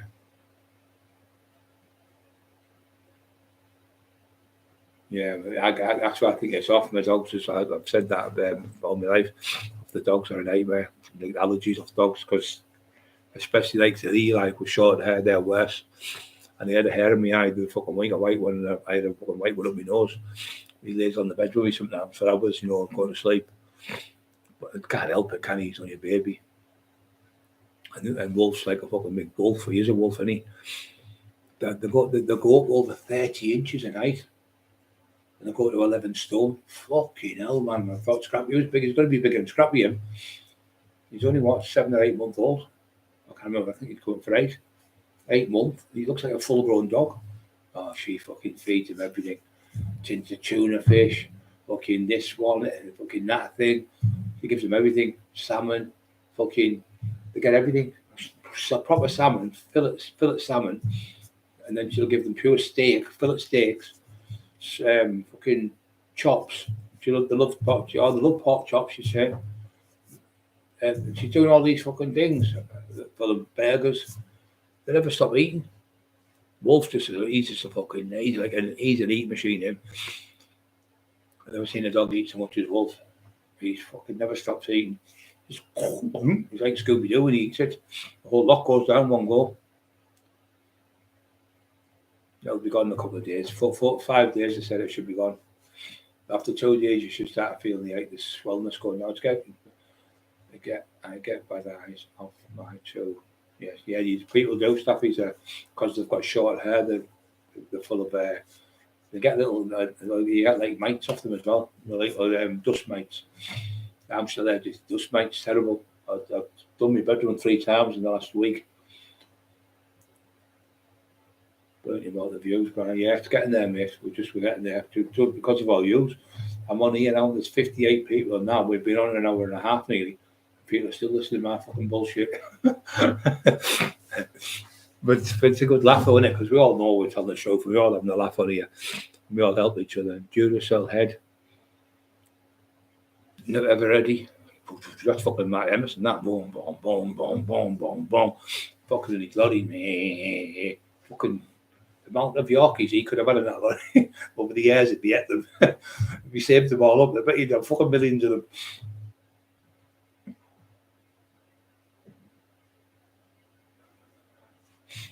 No, it's just that what it is. All the other stuff went antibiotics. These are the only ones I've had today for antibiotics. I'm definitely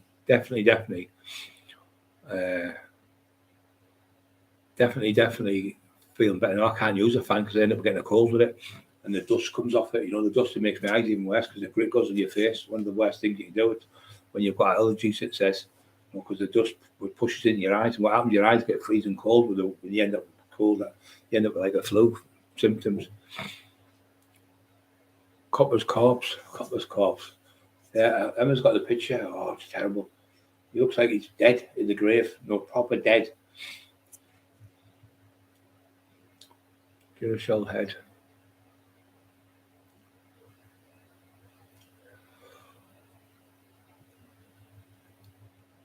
Walking with the dog, yeah, it's good.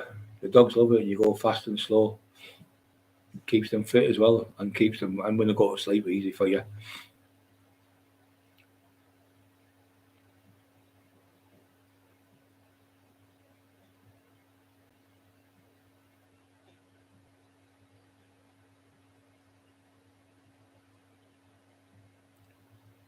Got to do back training tonight. That's what I'm doing back. I train later on the night instead of on the day. I'll train on the day and light stuff, and then the back I go heavier.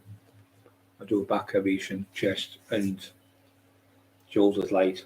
Loads of reps of shoulders, loads of reps of chest. A little bit heavy on chest, just a bit of benching.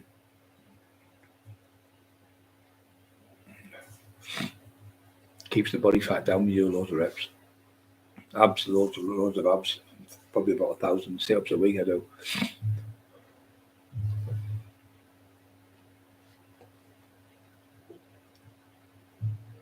Just on the bed I do crunches, not coming up. Crunches just 3/4 of the way up on your legs. And what I do is I pull with my heel, I put my heels in the bottom of the bed, push them in there with my feet, and I'll squish my feet down, and I'll pull my leg biceps. So there, on my legs are huge still. They're about, I don't know what size, but they are fucking huge still. And my calves are huge again coming. So I've been doing these exercises, what I just without any weight, and then later on I'll go in and do leg extension, 4 sets of 20. Then I'll go leg biceps the next day, 4 sets of 20. Then I'll go in and leave it 2 days, and I'll go and do like 50 reps, leg bicep, 50 reps. Front leg extensions. Then I'll do front squats, 20 reps. And then I'll do front squats all the way down, where my ass is touching the floor nearly, but I have to hold the banister to pull myself back up. And I'll do like a little bit of sandboxing in the room. Doing it last night to Tears for Fears. Coming out, Tears for Fears. I'm fucking no wonder I've been crying. I feel like I'm crying. Tears for Fears were on last night telling me how all the songs are about. And a lot of the stuff was very dark when they were kids and stuff. Dogs sleeps with me. Yeah, my dogs used to sleep at night. Scrappy slept. When he was a baby, he slept with us all the way through when he was massive. Get on the bed for an hour and he'd go on the floor. So he used to sit down there and woof. Like that was his edge. And he'd have to let you sit fucking. He was unbelievable then. And he was just straight at the door. People were shit scared of him.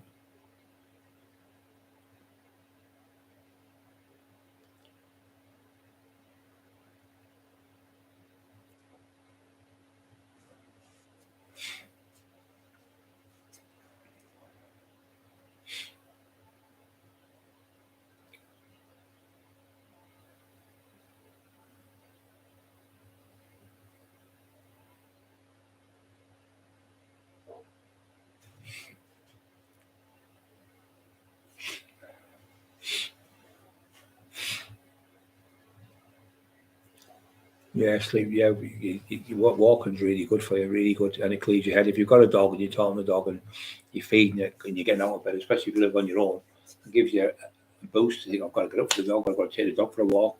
So you're not just on your own. Oh, I'm just going to stay in bed. I can't fucking asked. So I think when you've got animals, you've got to get up for them, and because if you don't, they'll starve. So you need to get yourself ready. You know, if you've got animals in the morning and stuff, but when you're on your own, sometimes you just can't be bothered. Right. Oh, he's more for me than her. He goes fucking berserk. If she goes on the bed, if I'm on the bed, and she comes and sits next to me, he'll jump and go, do that with his head, do that, and push it right off the fucking bed. And I mean right off the bed. I'll go mental. Emma! Can't hear me, I don't think.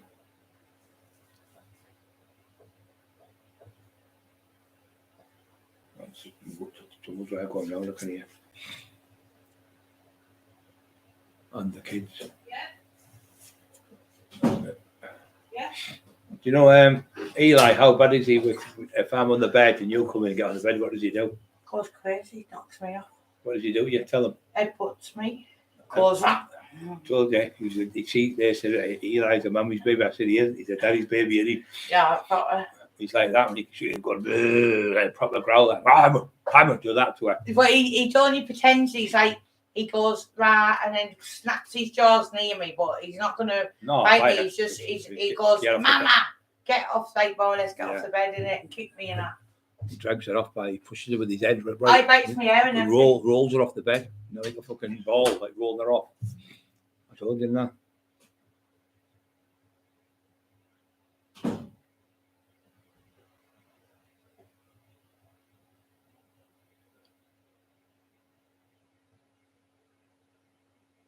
Yeah, it just makes it a fucking nightmare. You get them off, you get them off your skin, and they live off your skin. When you go to bed and you sleep, they're all on your bed. The mites are everywhere on your bed. Some people suffer, but if you suffer them when you're like 12, 13, 14 year old, you end up getting asthma and stuff like that. So people who've got asthma get that, and then they get those dust mites next. So once you've got one allergy, you get another one, you get loads. It's a fucking nightmare.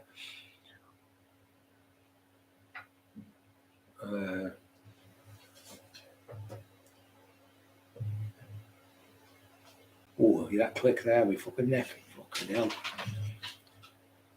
Yeah, I've got a steamer, steam the little bastards. You can't see them. Hear him? He's because he's been in here. He's at the door now. He's going mental. He like, what? He like, he's talking to me.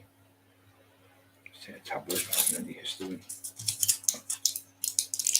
Well, he's got the Prozaline fucking tablet. I'll be feeling sick then. Fucking rattle them with these tablets. I don't take what they tell me to take. If you take what you tell me to take, you with cabbage. When I first got to hospital, I had to though. You know, the pain was fucking real. Tears were just pouring down my face. Not with crying, just constant pain. It's raw pain, horrible. They've had all your spinal cord taken out and put out the fucking nerves and that. Oh, it's terrible. Fucking pain. It was unreal. It was like that. Just at least it move a little touch like that. It was just the pain was unreal. That's when I was getting all the shit off him. Wanting to fight me. He was going. He's pretending he's in a wheelchair. I got my friend to phone. Nobody phoned me. It was just you and your own cuckoo head. Trying to pretend you had all these people behind you. And you've got no fucker.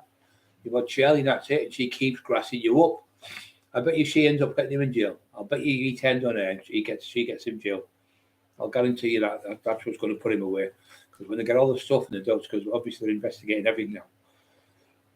So when they get all the stuff, especially what Emma's got, I'm telling you now, he's fucked. He's fucked.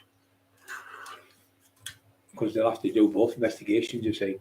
So he's not going to get away with it. Because these cops are involved with the complaints police. These are individual governing body. So it's not the cops who investigate. The cops like the old days and Tom, I'll get you off and hide the evidence and all that. He can't do it now with these ones from London. These are the elite ones, and these cops, when I've read up on them, most of them have been like, say, there's been like, say, 4 cops and went, we'll get a bit of gear, we'll sell that, we'll blame him, we'll do this and do that, and they're like bent cops. So these ones are like whistleblowers on them. So they hate bent cops. More than 90% of them are all like ex-cops that have been tried to be bent cops have tried to make them bent cops and they went fuck off. They're like, you do get people like that where they put their hand up and swear an oath, like judges and stuff, where they'll never ever commit crime or they'll never tell a lie. You get loads of people like that. I know loads of people who never tell lies, no matter what. But you get decent cops as well. You're not all bad, but the middle ones are fucking horrible. They're the worst bent cops going.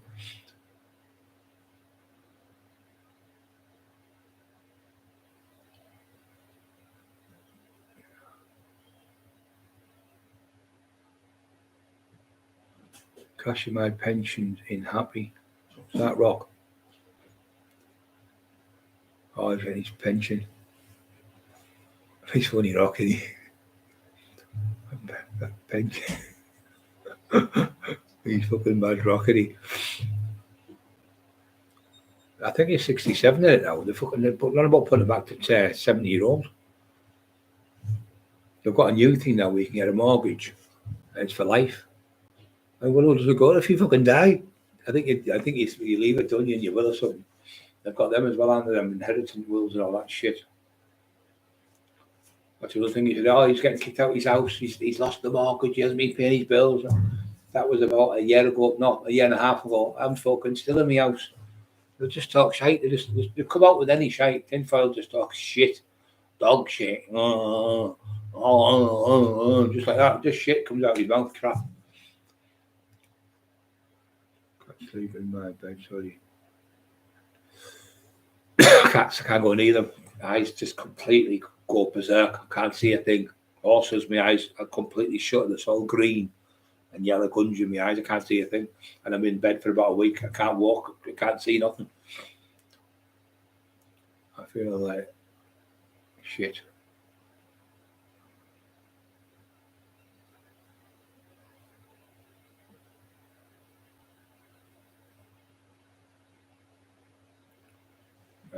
Real shit, yeah. Kenneth. Hit the like buttons, yeah. He's telling you now. Hit the like buttons, guys. Yeah. So I've seen some royalties there from. So some guys fucking wanting mad.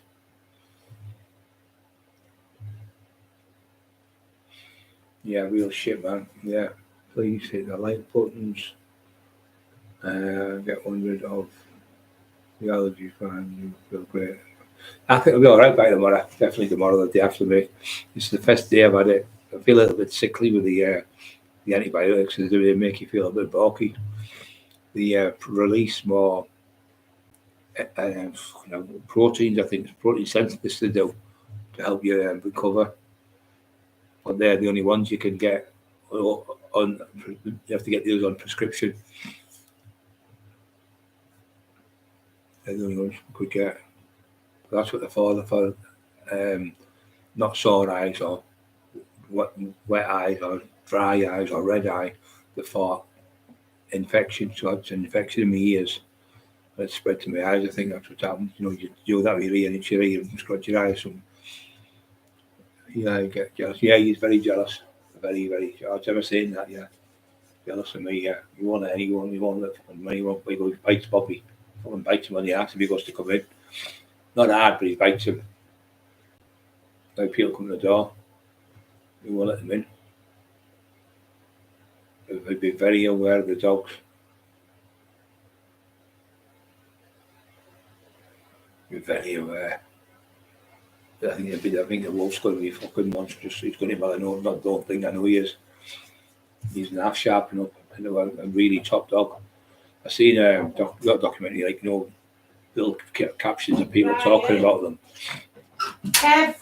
Kev Brown's mate, right? Jimmy White. Oh, Jimmy's a good. Is it Jimmy? Yeah, oh, but you Jimmy. reduced him a being Tinfoil said it's right. not. I knew the name, Jimmy. I And know. Kev Brown's mate from Blackpool.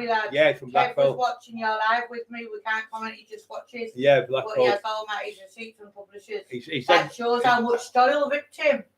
Oh. That low life loved you. There you are. So he's even got more proof now. So I'll just say Brian is saying hello to you now on live. You got my book, I think. I'm sure you got hello my book. Now on live. Yeah, Jimmy, we're sorry, but we get that many blooming fake stuff from him. So we'll give you a ring on there later. Yeah, I'll give you a ring later, Jimmy. Thanks very much for the heads up there. Yeah. So Jimmy's got all the fucking stuff on with Kevin Brown, who was representing Marty Turner. He's got all the fake, all the fucking accounts, everything fucking brilliant. So yeah. He said, "Hang on, I'm going to miss you. Give me a shout out." Hold on. Jimmy White, come on. Are you there now? Are you there?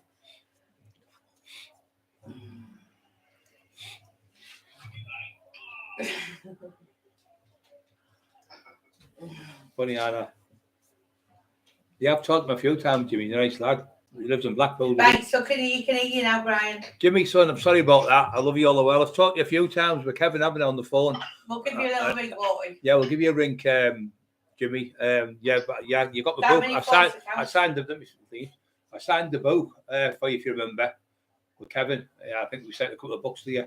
Yeah, and he's got all the receipts from Matty or something.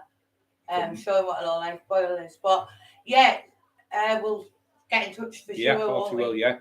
Have a nice night, Jimmy. I will speak to you soon. Sorry, Jimmy.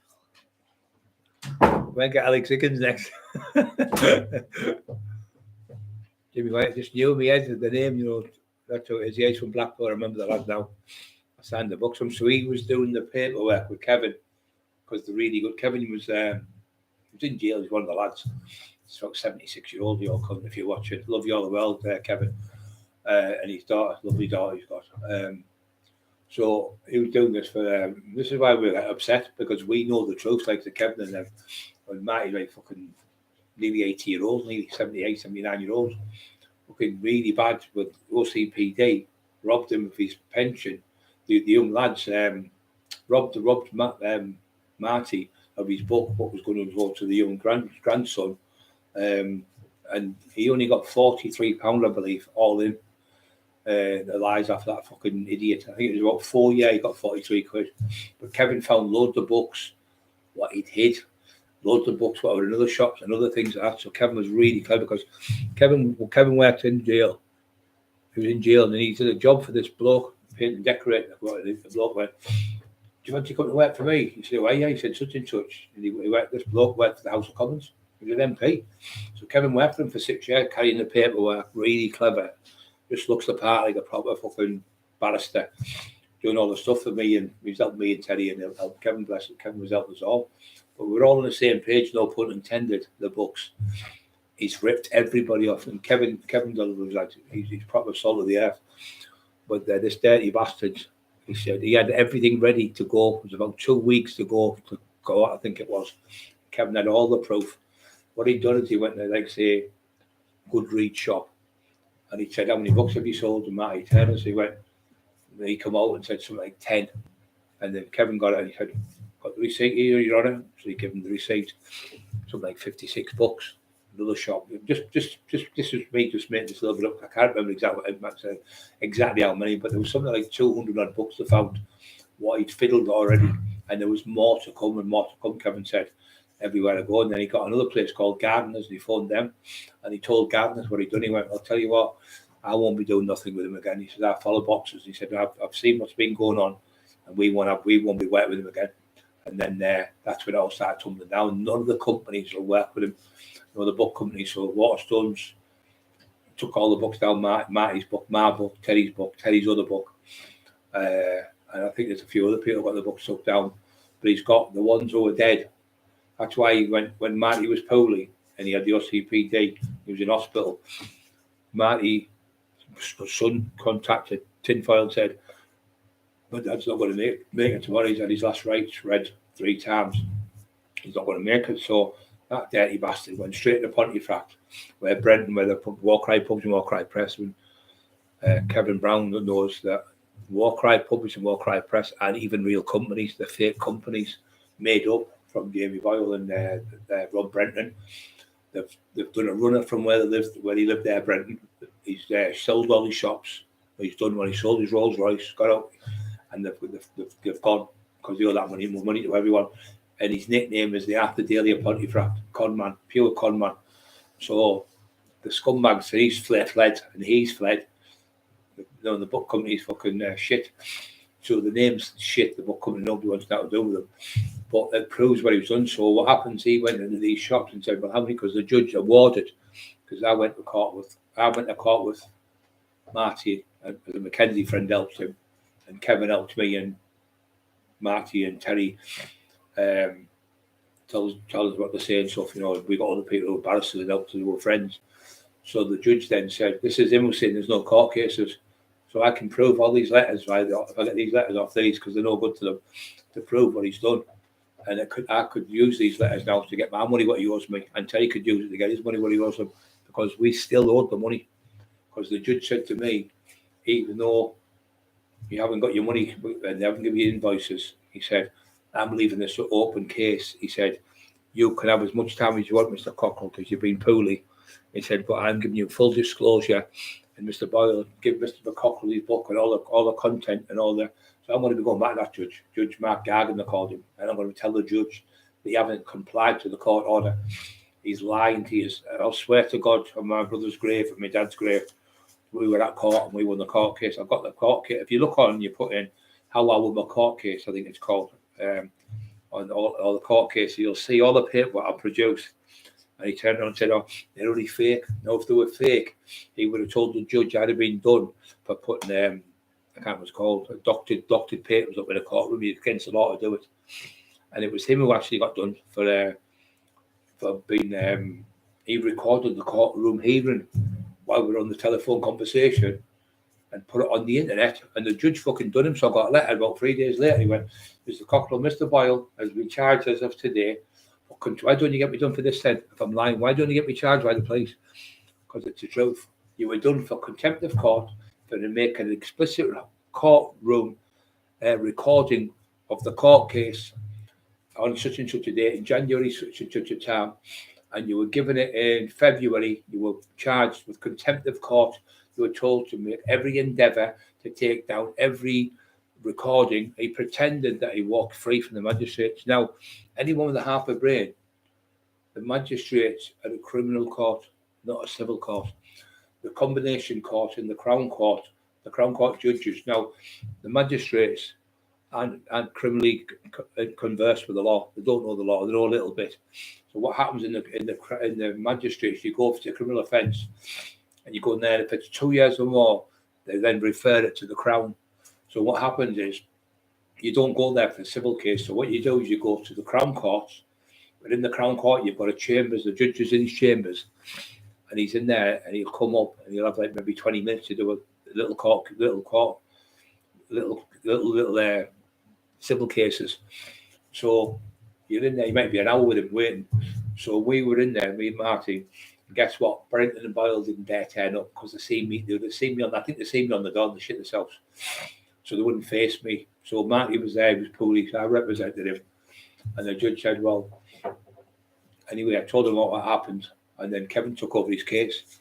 But Kevin did better because he got transcripts and documentation of, say, just for instance, Aldi's sold $50, Asda sold $40, Morrison sold $60, Lidl sold $58, and Kevin had something like that. I think Kevin had about 250 to 300 books what he'd sold and kept the money. Sneaky, dirty bastard. Horrible liar. And then he said, in my case, he went, "Oh, when we got the books sent to Waterstones, 160 of them went missing in transition." So they pinched the 160 books and sold them. That's what they've done. So the judge said, "Well, if you've lost them, it's your responsibility, Mr. Brenton. You still owe Mr. Cockerill the money for the books. Obviously, there's 160 books gone missing.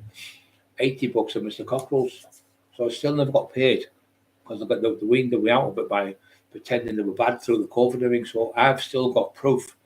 I've got a letter upstairs. It says in the letter that if you can find, that's what I'm going to Kevin to do for me. That's exactly what I'll go halves, whatever I get, I'll go halves with Kevin. I'll go halves with him. I'll just say we'll split it down the middle. Even if I get to fucking 20% of it, but even if I've got nothing, I'll put it to charity. I wouldn't give a fuck as long as I could expose that bastard what he's done to people. Because he keeps saying I'm lying. So he said, Shirley went, "Yeah, we went to the Crown, we went to the magistrates, and we went there, Terry Dicko, we beat him. Then we went for Marty Joseph Town, we beat him. Then we went Brian Cockerill." Now, you don't have, let me tell you this as well, be crystal clear here, Shirley, because you're an idiot. You're going to get you done for yourself for fraud. You do not have a civil court hearing in the Crown, in the magistrates. You have it in a civil court case in the Crown Court where the judge resides over it.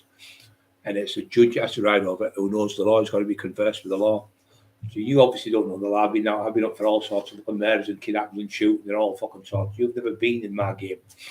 So you stop talking shit and pretend you're a secretary. You're not a secretary. You work for the gas department in the City Advice Bureau. "Hello, Shirley, how can I help you?" The gas department, you're a fucking big balloon full of shit. You shit yourself when Carol put on your toes. You shit yourself when Terry Dicko's Kendra put on your toes. You shit yourself when Emma put on your toes. You're a coward, a fat coward, a big shit house. Yeah, that's exactly where Wayne Corrado, give that man a cigar. We don't know, son. There could be hundreds of people. But we know he's been setting people up for the police for 20 odd years on the council estate. We know he's been ordering drugs off people from Mark knows what I'm on about. He knows the area. Not what you called. They set them up. What the fuck's it called? Skelton. There's North Skelton and there's South Skelton, I think it's called. He got in with 2 lads there, with army lads, and they could have a fight. He was working with them. There was another 4 or 5 lads, and they used to sell gear. Tinfoil fancied this girl. He kept torturing her, and he'd run her up the street. And apparently, she went and got an injunction on him because he kept going to the court. He was obsessed with this girl, asking her for dates every night and going like pencil her. So she lived in a house where you went in that door, somebody else went in that door, no 2 doors together. And he tried to get in the door, so she phoned the police. And I don't know if he got an injunction. She tried to get an injunction on him to leave her alone. That was another woman he fucking went through. So what happened is, these 4 lads, there was 3 brothers, and they were selling their gear, and there was another lad. So they were in Skelton, and it was about 9 o'clock, and he said, "Oh, can you get me so many hundred whatever tablets and something else and some coke or something?" So when he went over again, the 3 lads were there. He said, "Oh, can you leave it? Can you leave it? And I'll come back." So when he went, the cops went and got the lads with the gear. They nicked the 3 of them, but the other one was coming around the corner, was the mate, and he seen him, and he chased him out. This lad gave him a good eye and chased him out of fucking Skelton, North Skelton it was, near the bus stops. The place called the bus stops in North Skelton, I think it is. And they chased him out of there, and then he went to fucking Northallerton and got chased, and he went to another place just near there. Not Northallerton, not where the fuck's it called? Not Stokesby. Where the boxing place where I used to box. What's that called, Mark? Ray Hood's fucking gym. We used to box there years ago, me and Smiler. Lingdale. He was living in Lingdale. He got kicked out of Lingdale as well. So that was 2 places. Then he went to North Skelton and South Skelton. That was 2. That one was 3. Then he was in Park End. Joe Livo kicked him out there for selling the brown shit. Then he got kicked out of his dad's house. His dad kicked him out. Then his uncle kicked him out. And then he ended up getting with a girl. And then he ended up grassing fucking Paul Daniels' son. Paul Daniels' son, the comedian, the magician. He was doing gear with him. And me and Liam Henry went to the house, and Patrick Henry, Irish lads from Kemlington, Corbin, and he was in the house with him. And they got caught with skunk plants in the house. And he grassed the lass up. She was from like Cornwall, I think it was. Oh, she was like one of them talkers. She drank cider, and he was sat there, and he grassed them up. And I said, "Oh, where's that little ginger fucker that was in?" He went, "Oh, he's gone." He said, "He's only police informing him, a little grass." So they chased him. They got him off the estate. So when he went to Corbin in Hemlington, he got chased off there by Kev Robson, Kev Welldon's son. He chased him off for selling the horrible brown again. So this is where he's been. This is how he knows all these people. So he started working with them all them years ago, and then he started informing on them. And I didn't realise the extent of how many people he's grassed up. It's fucking terrible. But he's one of them that'll go like, if you call him, he'll make something about somebody else. He'll say like, say Tommy Smith's called Andy. They'll say, "Oh, Big Brian's after you," and then they'll try to have a fight with me, and I'll battle them because I can fight them. But he's making out pretending I'm coming to fight them, and they have to try and fight me because they're going to think, "Oh, I'm going to get fucking killed if I don't fight back here." But that's what he does. He causes friction, his sister said, between everyone in the family. He said, "None of us let him in. I won't let him anywhere near my kids," she said. "Nowhere near them." So that's the life he's got. And you never see him with a picture of the kids. You never see him with his family, his mum, his sister. His brother's a good lad as well. His brother was in the Red Berries. So I said to him, "Oh, who's that?" He said, "That's my brother." He said, "Oh, I was in as well." He said, "I'd done me 10 weeks basic training, and I just packed in." All lies again. Fucking lies again. His brother was in the army. It wasn't him. Just fucking idiot. He was walking around with the fucking helmet and the Red Berry on, pretend he was in the Red Berries, marching around fucking Middlesbrough. Divvy. Absolute divvy. Proper divvy.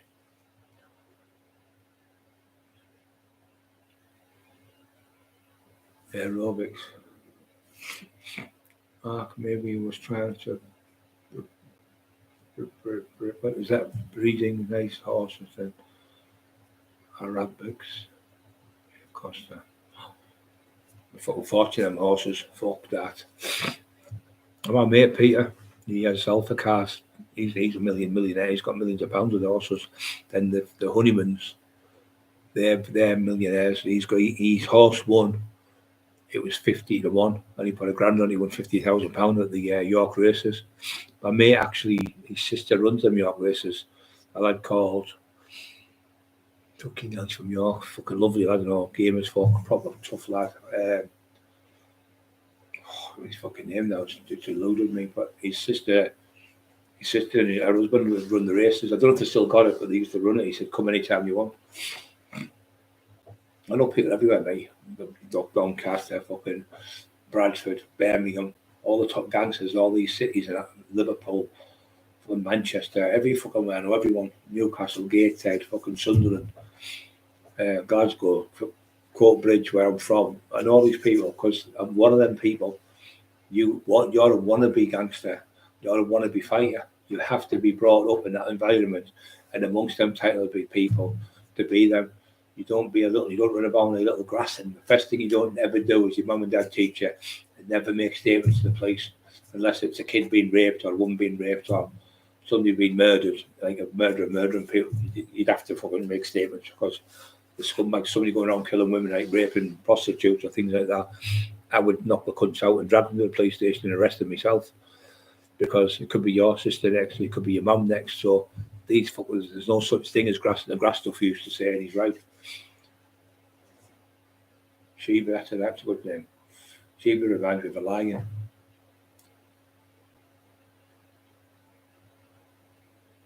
The horses are no good for me. No, no good. No good, scary. Fucking not. I thought I'd have a go one night. I pushed it.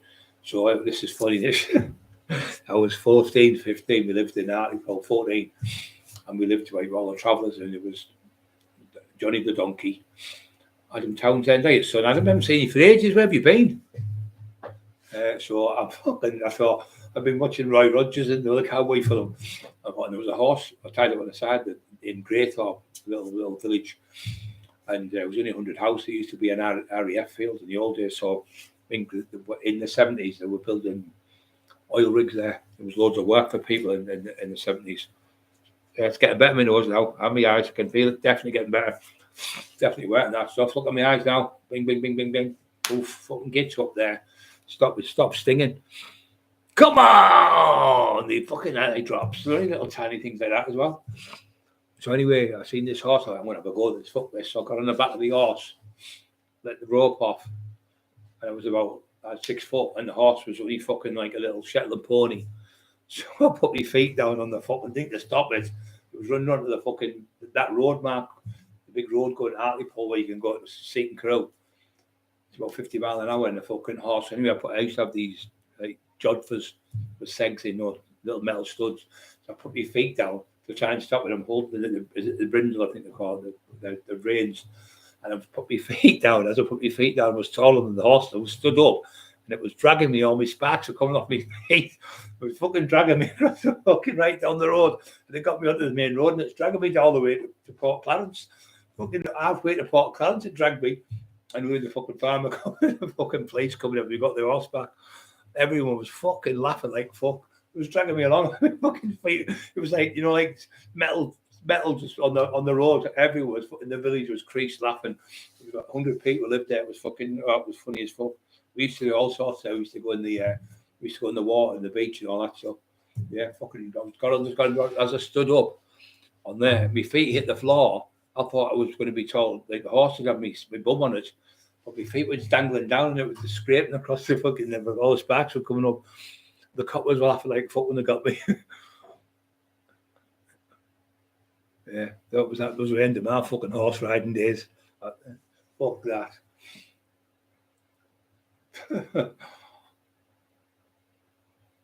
Townsend, are you up? Adam, you up? You all right? Adam, I haven't seen you for ages. I thought you fell out with me. I thought you teamed up with Tin Pan. He said, "Took off, fuck off, right, cheeky bastard." 660 mega. Yeah, Lingdale, that's why I used to box with Roy Hood.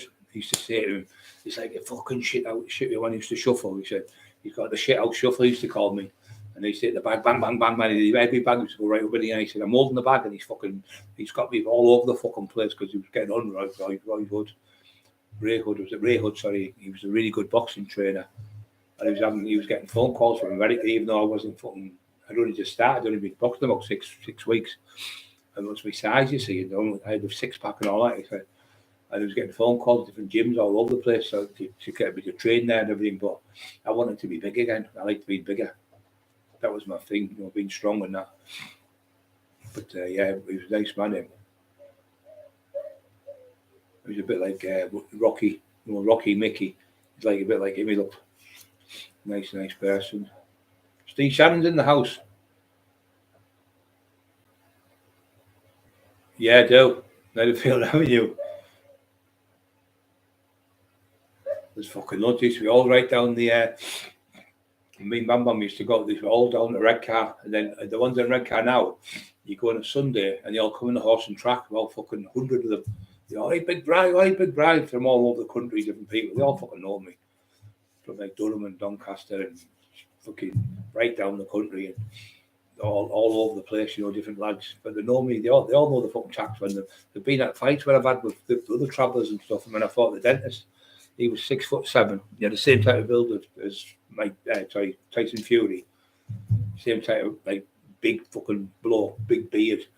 So I worked in the door and I was 21-year-old and he was about 30 odd, I think, 32, 33. And he come in. I said, you can't come in. I said, look, it's open, but it's closed. I said, I'll explain to you. I said, the drinks, his last order is 11 o'clock on a Sunday, but because it's open, because we've got a pine piece supper, a license or pine beans, we can stay until 1.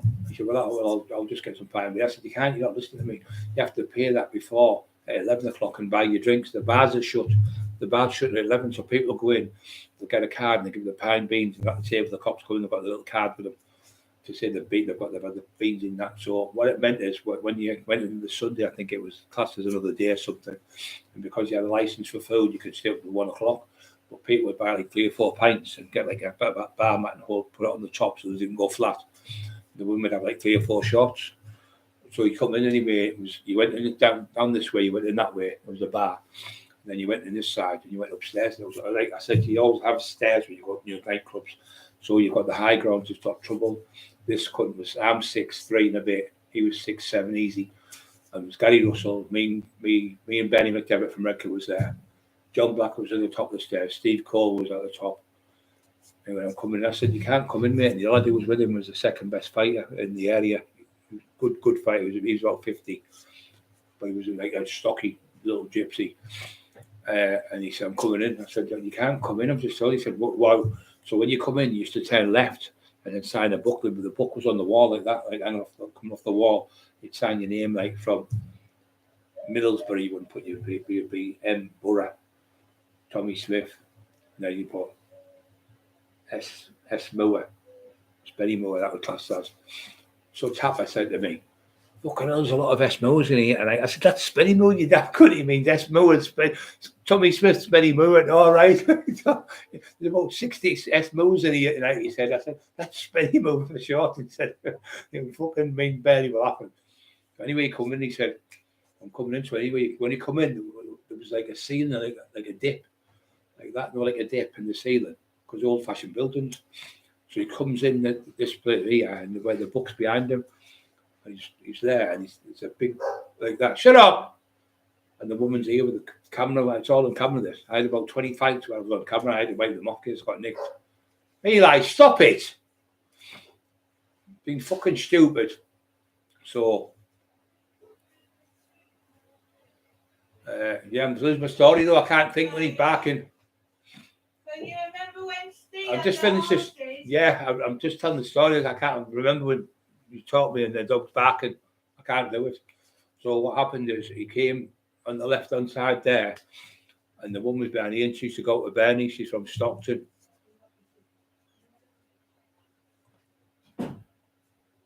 Yeah, I can't talk to her and the dog and use all at the same time. It's impossible. I can't remember what's going on. So what happened is he came in like that, and he said he threw a big right hand, and they called him the dentist. And he was called Henry Arab, and he was from I think from Bishop Auckland, like Irish Gypsy Travellers, and he was ranked in the top one of the best fighters in the country in the day. And he's in a book called Street Fighters. So he threw this big right at me. I just went like that, ducked. I went bang, right hand right underneath, and as he come down, I hit him to the body like that, and then His mate coming and I hit him to the body from this side. And he fell down the steps. It was about 4 steps. And anyway, I fucking grabbed him. He was stood like that and I hit him again. And he's head at the back of this, the wall, nudged him back and he hit the, where it came down a little lip like that. And he hit the floor. His legs were like fucking Scooby-Doo, gone, knocked out. And everyone, this fucking kid's just knocked out the dentist. And they're all saying, he's reading the call the dentist. He hit you with a big right hand to knock all your teeth out. And you have to go to the dentist the next day. So about 3 months later, he come back in it was either a Jag, I think. Was it a Jag? Yeah, it was a Jag. And it was like half a daily type one. And he went, and he had the gun, pulling it down. And I ran, I had a pair of black rubber boots on. I kicked the fucking door. And it smashed the door, and the glass hit him in the face. Never damaged him. And anyway, they just spun off. So I was supposed to have another fight. So I went up for him in Bishop and seen him in the town. I went, we didn't mean you. And he just ran off through this fucking village, through this graveyard. Never had another fight with him. But he was in the book called Street Fighters by Julian Davies. What were you saying? Emma? That's got me off.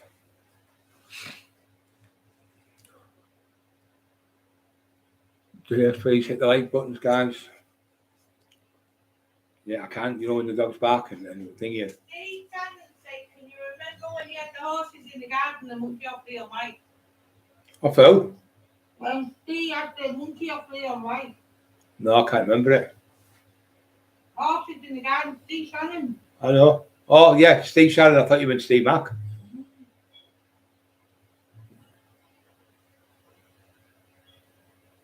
thought you meant Steve Mack. Yeah, the monkey of Leon.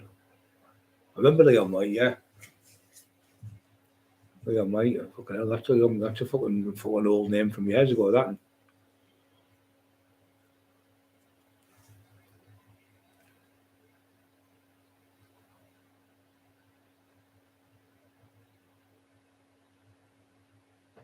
Yeah, eyes are fucking stinging. Was Steve brilliant, Mark? Yeah, it was Steve Shannon. Steve's a good lad. Steve Shannon, I know he's all his relations and that. And I used to go down there. There was a pub down there called the Broadway. No one would dare go in it, hardly only the locals. And it was run by mainly young lads, about 20, 30 of them used to go in, a bit like the Wrecking Crew. And of course, one weekend, and Wendy Widelegs, to call it was a nickname. She got the 12 pubs. I got 12, 13 pubs. I think she got the roughest pubs in the North East where no fucking doorman dare work. So 3 doormen worked at the Broadway, and on the New Year's Eve, all 3 of them got stabbed off the young lads from Groveville. They're all fucking nutters from there, where Steve Shannon's from. But I had respect because I'd fought all the top fighters and they all knew me. I'd beat all the best fighters in Middlesbrough. So when I went in, I went, right, lads, well, listen up. No more going behind the bar taking drinks. No more fucking about. No more. If you're going to make a joint, make it outside and smoke the fucking outside. Don't smoke it near me. I couldn't me. I'm running the door now. I don't want any shit. But if anyone wants to step outside me, any of you want to come out and think you can challenge me, you're welcome to it. But no. You know my dad. And then Mickey Harrison come in. He's a great lad, Mickey. All them come in and went, look, Paul, he's a different kettle of fish. You can't fuck about with him. So anyway, most of the dads knew me. So the pub, they were ruining it, like, because it was a lovely pub. Steve will tell you, Steve Shannon, it was a lovely pub because everyone got on. But when all the kids were getting in, they were all smoking joints and taking lines of coke, and the old people were scared. So when I went in, I was about 4 weeks I was in there. And all of a sudden, all the old people started coming in. And I was saying, it's marvellous. And he was getting like 300 people in on a Sunday. The pub was fucking chocker. And Mick Maloney used to come in. He was fucking psychopath, Mick Maloney. Really tough lad from there. I remember the lad fucking slagged me. And Mick pulled over. So he said, hey, yo, he went, what? I went, whoa, fitting right across the fucking ear with a fucking little samurai sword and chopped his fucking full ear off. His full ear fell on the fucking floor. Screamed like a fucking pig he was. I looked at him and went, fucking hell, Mick. He went, I'll cut your head off next time you cunt. He was psychopath, Mick. Passed away, a good lad. And yeah, we used to go in the pub. And Bobby used to drive me. And he had 12, 13 pubs, I think it was, 12 in this area. And one in, I had some in Middlesbrough. I had all them shops at the Palladium and Groveville. I had all the shops everywhere in Teesside. I had them all boxed off, all corner shops. I had all the fucking Kentuckys. I had everything. Not Kentuckys. The fish shops. I had all sorts. I had the fish shop in not Groveville, across the road from Groveville. That was called now. Where I used to have Popsy's shop as well. I used to have the shop there, Popsy's, and the fish and chip shop with Bam Bam. I used to come and get fish and chips off us. So I had all them places, hairdressers, and all that. And nobody used to charge like 50 quid a month, which is nothing. And nobody never got burgled, nobody got robbed. And if they did, anyone come around, they'd go straight around and they'd just shit themselves. But I only went on my own with Bobby. So we used to go in the pubs, we used to marshal the pubs. I used to get £30 £60 a pub a night on the weekends. And I'd be going in like Friday, Saturday, Sunday, I'd do like on the night. So I'd do about 12 pubs. So it was good money. It was like 12 pubs, 60 times 12. And then I'd go to the Cricketers, Port Clarence pub, all them ones, rough states there. Then I went to another one called where all the travellers went, was what's it called in fucking Thornaby. I'm trying to think, it was rough as fuck, it was all travellers. I went in one night, there was about 40 travellers in, kicking off. I said, well, anyone thinks they can get outside, have a go, we'll do it now. Anyway, they all just behaved themselves. They were, we won't kick off, we promise. And I got on with everyone. I knew all the travellers know me everywhere. Everywhere I go, they all know me because I've always been fair with them. But the thing is, sort of prayers. Yeah, you're right. Well said, guys. But the thing is, if you're a bully, Peter would say, "Oh, he's a bully." You wouldn't have that name or I've got when I go in and place. Why would all the kids come over, give me a call? Oh yeah, but I will look after you. We'll look after. I used to say, you better look after me. I'm getting too old now. And they were all like when I go out with Terry, they'll make a fuss of me when I go down the town. Every pub I go into, everybody, all the young lads know me. They all want pictures with the kids and everything. He can't go in, and he's not allowed in Teesside. Did Tinville, he's barred out of the whole of Teesside. Newcastle, he's barred out of there as well. Everywhere he goes, he's barred out of because he's a proper wrong. Yeah, I used to have another one called the Cricketers. That was a little tiny pub in Stockton, but they all made good. I was all getting good money. Some of them was getting 30 quid at that pub. Some was getting 60, but it was good money, just to go around for it. I was only going to each pub 10 minutes, 15 minutes. But if there's any trouble, I'd go straight back over. So yeah, it was good.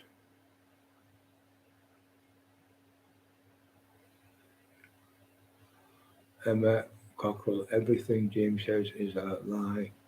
If he said it was money, I'd go and check the calendar. If he said it was raining, I'd go and fucking check myself outside. When can you tell Jamie Boyle's lying? When his fucking lips are moving. I've never known anyone tell so many lies as him. I honestly don't know. His fat wife is this bad. She's enabling him, Carol Edwards. You've got to watch them videos. Emma's on there and Carol, they fucking pull them to pieces. Not nasty. The truth comes out. Salter's Guild, yeah. That's it, Salter's Guild Street, yeah. I used to have, you remember Popsy? I don't know if he's still there. I used to get 600 quid a year off him for that shop. I had all them boxed up. Bam Bam used to come with me. Bam used to work with me. Bam, good lad, Bam. Best driver we've ever had in Teesside, him. Brilliant. I was probably about the second or third. Craig Howard was really good as well. Him and Craig Howard were probably the best two drivers. And then it was like me and a few others, but we got taught off rally drivers. And that cunt went, Cockerill said he was a rally driver. I never said I was a rally driver. I said I trained with rally drivers, amateur. I was an amateur rally driver. They were professionals teaching me how to drive. And I had 6 coaches. Steve's fucking seen on me because Steve Mack, Steve Sharon, they've all been on, seen the car. Terry Pierce sold me the very first one. And the red one, Steve was on, he's right. It was the very first one I got was the red one was with Terry Pierce in Port Track Lane. He couldn't make it. I went in there and he said, I said, how much you want for that car? He went, 7 grand it was. He went, I'll give it you for 6,700. So I said, okay. So he was telling me, come here. I was there for 3 hours because I did the book. And he said, he's going to tax me. And Terry was saying, so I thought he was going to tax me, but he said, I couldn't have done fuck all. I couldn't have got anyone to stop Brian. He said, you just wouldn't dare. She said, oh, I know what he was like. So he said, anyway, he got me a coffee. And I said, to the young lad who was there, I said, you're right, Sonny, at the end, he was, could say, I said, what are you panicking for? Now it's going to happen. So I said, I've got the money in me, kept the car. I was in another car. I think it was a 4x4 white. They did 130 an hour, Sierra Sapphire. But it had the vents in it, but it wasn't a Cosworth. It looked like a Cosworth, but they weren't great engines then. But it was a 4x4, really sluggish.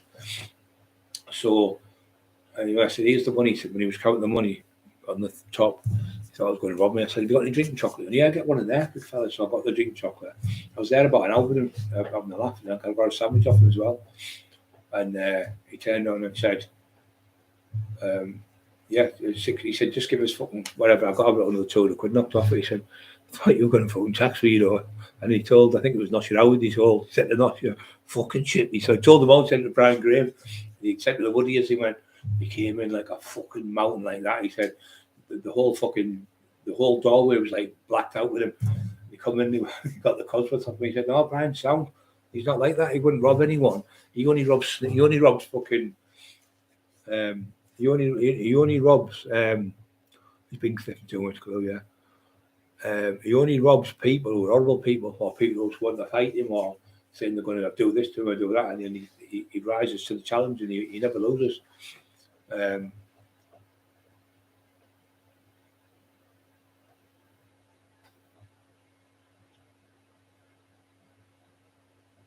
Yeah, Emma's got the IOPC, Independence Office of Police Complaints, something you weren't expecting back in the on the gear. Yeah. Well said, Emma. He's bang on the fucking shite. Bang on the fucking shit, divvy little cunt. See how he tries to bully a woman again, little fucking coward. Why don't you come and meet me, you fucking shitbag, you little shithouse, you little coward, threatening to rape women, bullying Carol Edwards, bullying Maria Howard, bullying the old men. Yeah, you smoke crack and weed, you're going to beat and punch me all over while I'm still waiting for it. You little divvy, and you're hiding out the way like a little coward, because that's what cowards do. Real men don't threaten women. You just think, oh, she's a divvy, I won't even answer her. But you like to threaten women because you get a buzz out of it, don't you? Because you know there's no comebacks from women. But I bet your Emma would knock you out 2 seconds, you'd have cunt. But you're a little wrong, you're a pure wrong. And what's happened, Emma's got all the video evidence. We're going to be putting all the stuff up with Marty Turner's evidence from Kev Brown. He's been on tonight. We've got the fucking lot, and it shows you all the evidence where Warcry Publish and Warcry Press have been stealing off people. The lot's coming out, the fucking lot. The lot from all the companies where you've gone now. Kevin's been all the companies. We know this has been happening for ages. Kevin's really clever. He's gone around all the companies and got all the paperwork, and he had it all ready for the judge. But Marty died 2 weeks before the trial. So these scumbags got off, but they haven't, because he's still got all the inventory of where Gardner's sold his book. Never got paid. So he's got, like, say, invoices with, say, 50 books sold, and they've got invoices with 10 books sold. The judge went, wait a minute, I've got the invoices on here. You've lied to me now 4 times, Kevin said. He said to him, in the last 4 questions I've asked you. I've asked you 4 questions, and 4 times you've lied. Every time you've said, how many books have been sold? And it's always been less than what Mr. Me said. Did you know that Mr. Brown has been to these shops? He's got the inventory off the shops, like Gardner's, Waterstones, Goodreads, all these outlets he's been and got all the. He's even been to the library. You've sold books in the library. He's fucking clever, Kevin. Like, so they had all that to give to the judge, and there was like thousands of pounds. I think they were going for £5,000 an award for Marty for all the mess on and stuff, because he had to pay for his court cases because he had quite a few quid. And he just said to me, just keep fighting, and if I do pass away, please don't let him get away with it. We're not going to let him get away with it. But this has been great. This is great news, finding off Kev Brown tonight that he's got all that stuff, because the lad from Jimmy, his mate from Blackpool, he's a genius as well with paperwork. So all the paperwork they've got, they'll file that for me and give me it, and I'll represent Marty here, and you can be the jury, everyone here. You can be the jury, see if I'm lying and Marty's right. We'll say we made, but he'll say they made up. But when he says that, then the police might get involved, which will be great, and then it'll go in front of a judge, and the judge will say, well, he's not lying, because I'm the judge that signed it. You're going to look like a divvy, aren't you? You're fuck. I've told you shouldn't have fucked with her. You shouldn't have fucked with Emma. Oh, Mark's the best. Yeah, Mark's the best driver. You haven't got a fucking chance with these. You're not got you with that lorry. Yeah, Mark's the best. Yeah, unfortunately. And he's a good driver, Mark, as well. Probably a good driver. He used to drive years ago. Not just on the road. I went about like driving cars and that. He was into all that.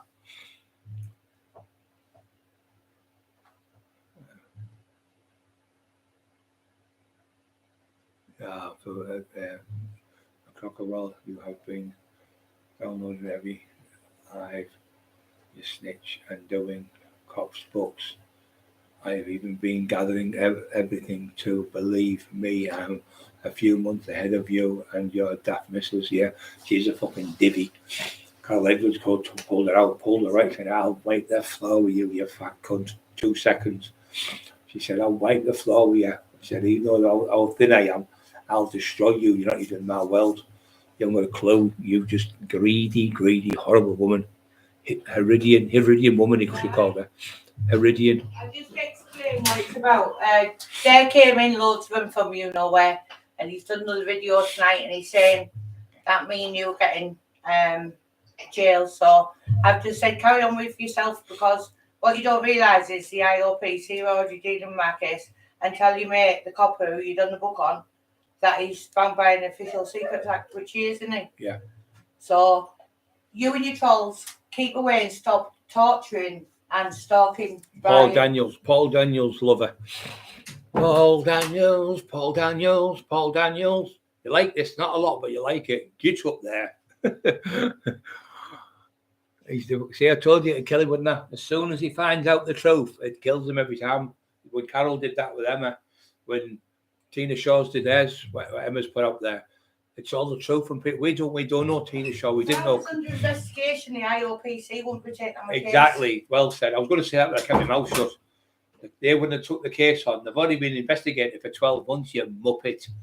They've already been on investigation, Cleveland Police, for 12 months, you stupid little clown. You think you're clever. You've got them mugs from Middlesbrough Police. These are the top ones who deal with bent coppers and corrupt policemen and corrupt police stations. And they go through everything. They've got their own people who've been in police forces, but they've walked out with them, knowing they're corrupt. And they go in, the good guys, if you know what I mean. If there's any police could be good, these are the good ones that help people. Where they've got, like, you know, you see somebody getting 30F or something, it's all been corruption with cops. These are the types of cops that get you out of it. So these have been involved now, because the only way we could do it is go to the complaints place, and 660 people complained on behalf of us from all around the fucking world, phoned Middlesbrough police station saying you're a disgrace. Their house has been, the windows put through, they've had the house firebombed, and you haven't even turned up. But when he phones, the little troll, 17 police officers turn out to my house to arrest me for threats of saying, if you come to my house to grate my wife, or you come to my house to hurt my dogs or Bobby, I'll fight arms with arms, even if I have to kill you on the doorstep, if you come. So he never come. So there's no crime being committed. So I'm still on bail for 13 months because he works with bent coppers. Because the coppers she's talking about is a bent copper. Because I know you were a bent copper in the old days. Lee Duffy knew you, told you to fuck off, you and your mate. We were there with your big daft moustache, didn't we, fucking divvy? So you've been on a show talking about the murder and going on about the another one fucking bullshit about fucking Allo. He was involved in the murder case as copper. He's divulging information about Lee Duffy. When Lee Duffy's family can't get no information under the Privacy Act, I can't remember what it's called now. What you sign, you know, like when you're a traitor. That's what he signed, the copper. And when I spoke to the copper in there, I said, did you know this copper? She went, oh, he was horrible. He was horrible. She said, never liked him, she said. I said, well, he's the one who's wearing my tinfoil. She said, what do you mean wearing my tinfoil? Chucky Brown. yeah. He's ass, you mean. His fucking ass is brown. He loves a bit of brown, don't you? Loves a bit of bum, don't you? Hey, bum, bum. Hey, bum, bum. Hey, bum, bum, bum, bum. So what happens is these have got involved because of what's happened, and they think it's an injustice. So for 12 months, we've kept our mouth shut. They've been investigating every fucking thing. So they're involved now. So, and guess what they call the police officer? I couldn't tell you this tonight because I was sworn secret, Emma. Inspector Brian. Inspector Brian, he's called. Of all the names in the world, that's the name she got, Inspector Brian. What a fucking divvy. He really thought we were just going to sit back and let him get away with it. And all the court cases will come out and everything about you because Kevin Brown's got the stuff. And the thing is, if it's true and it's off the Crown Court judge, I could have the Crown Court judge to write to them and say to the police, Mr. Cockerill's telling the truth. I did give him a disclosure. Mr. Marty Turner's telling the truth. Terry Dixon's telling the truth. They were all taking down the books because he never paid them. He never gave an invoice to anyone.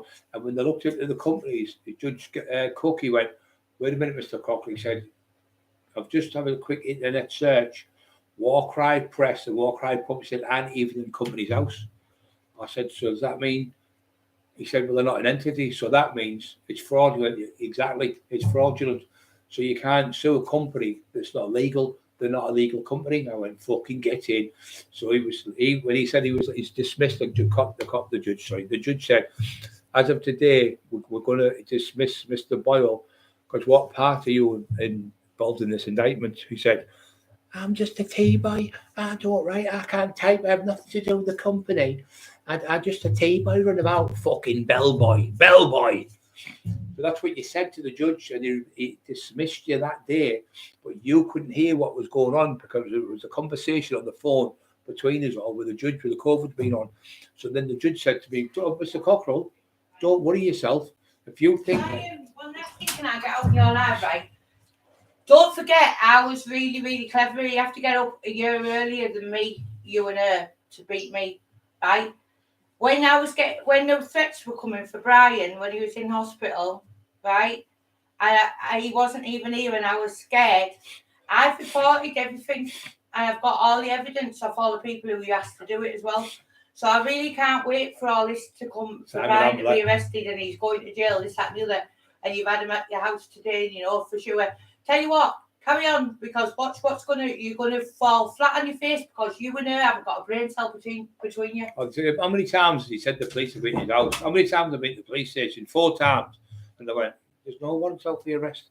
There's no police come to your house. All made up lies. She said to me, why are you coming like that with your socks on? What's happening? I said, I've had an injury, but I'm worried that you come heavy-handed, and she's worried. My sister is. So we've come down. I've only got to the hospital 2 days ago. I showed him my back. Oh, that looks really nasty. That, she said, sit down, Brian. She said, there's nothing on the computer. I'd see your name. And she said, there's nothing there. She said, so she went into it. There's nothing on the computer. There's no investigation from the Crown Prosecution Service, because the Crown Prosecution Service, I said, get the information off you. She said, exactly. So there's no way. There's no investigation on you. He made it all up again. Lies. So we went down and he was going, you're getting arrested. And all that. Oh, shit. So we were there. So we went in another time.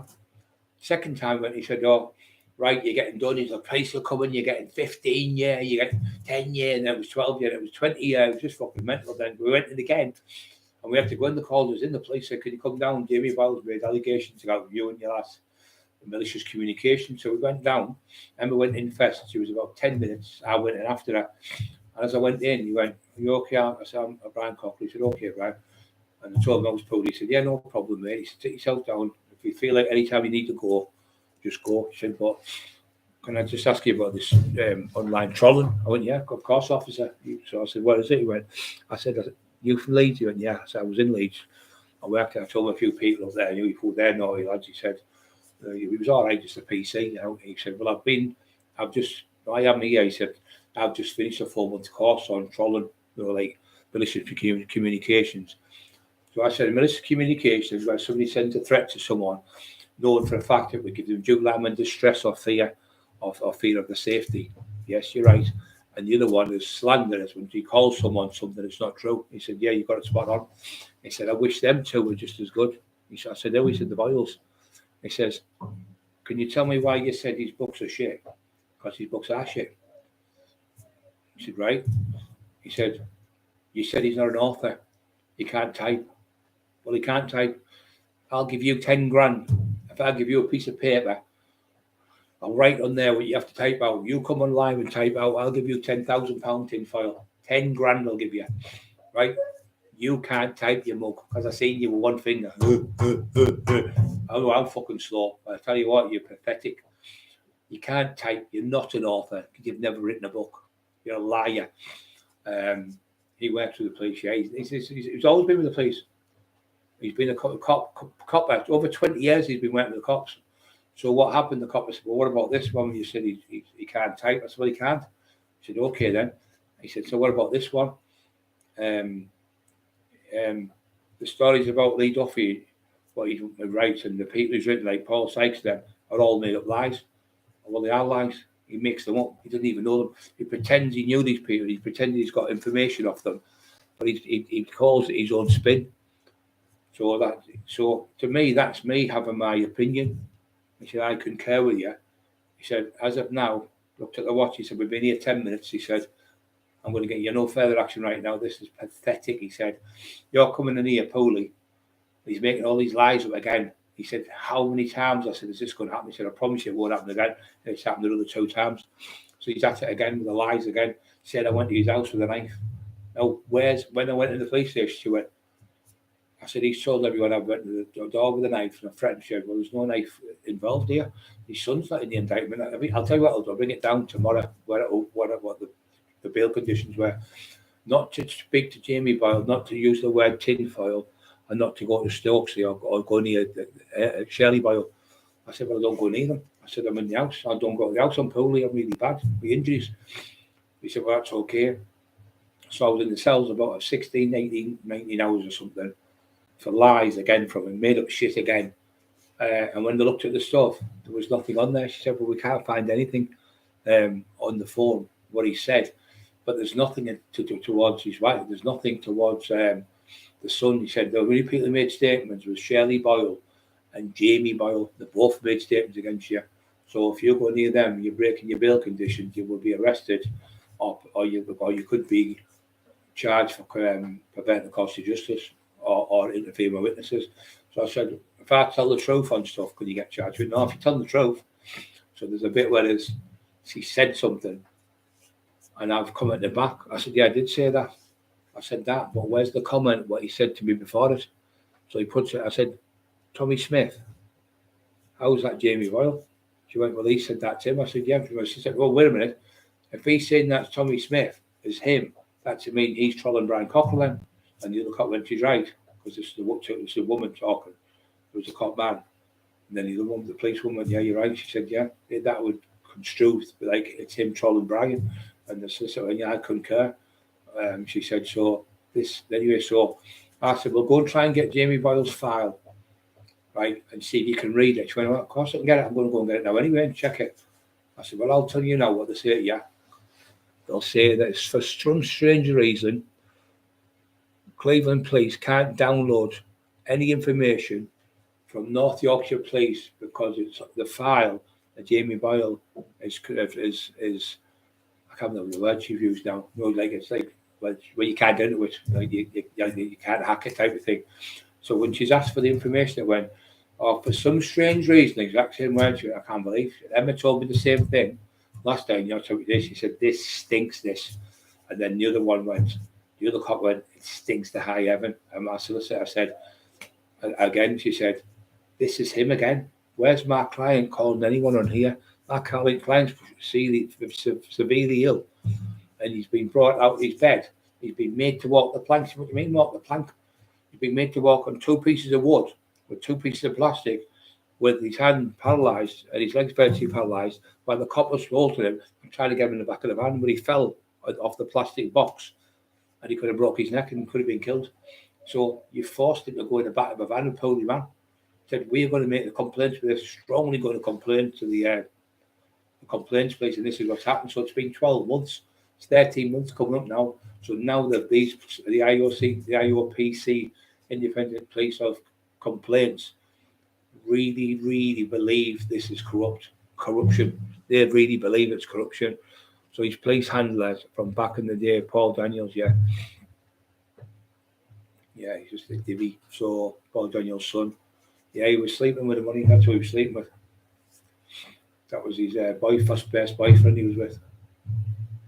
So again, I'm getting arrested in the morning. I'll guarantee you not a fucking single thing happens tomorrow because he's a divvy. He's fuming because we've outed him tonight. I told you, as soon as you out him, he bites and he starts and he'll start his brown and all the stuff. And he'll be up all night. I'm going to get you done. I'm getting you done. I'm getting you done, beating 87-year-old women up. She's going to court. 30 years later, I thought, well, she's 127 now then. Is she going to court against me? It was all lies. Then he said, I've got 2 girls you raped when they were 9-year-olds down London. I bumped into them 30 years ago. I thought, well, if they were 30 years ago and they're 9-year-olds, they'd be 39. You'd have cunt. They were 9-year-olds and it was 30 years ago. They'd be 39-year-olds. He just lies all the time. He doesn't think up here before he shouts that big blabber fucking mouth. And he can't shut that daft fucking mouth, but I can shut it for you. One shot and I'll smash it to fucking pieces because you're the shit out. You can smoke crack and weed, you shouted. Imagine when the jury sees that. Imagine when the jury sees you at the snooker hall. Can you imagine the jury sees you? I'll come to your house and I'll burn your house down. I've got witnesses like Simon Ambler, who's got the full statement where you threatened to get me sent into my house to burn the house down. He's made the full statement. You're fucked. You're fucked. You're fucked. And all the other ones that you've done it to. You've got people at the forum that threatened to burn the house down. They've come outside and told us the truth. They've found out it was all lies. They've come outside now and they've put their hands up saying, he's done all this. It's been him from day one. I can't believe it's not Brian. It's not fucking...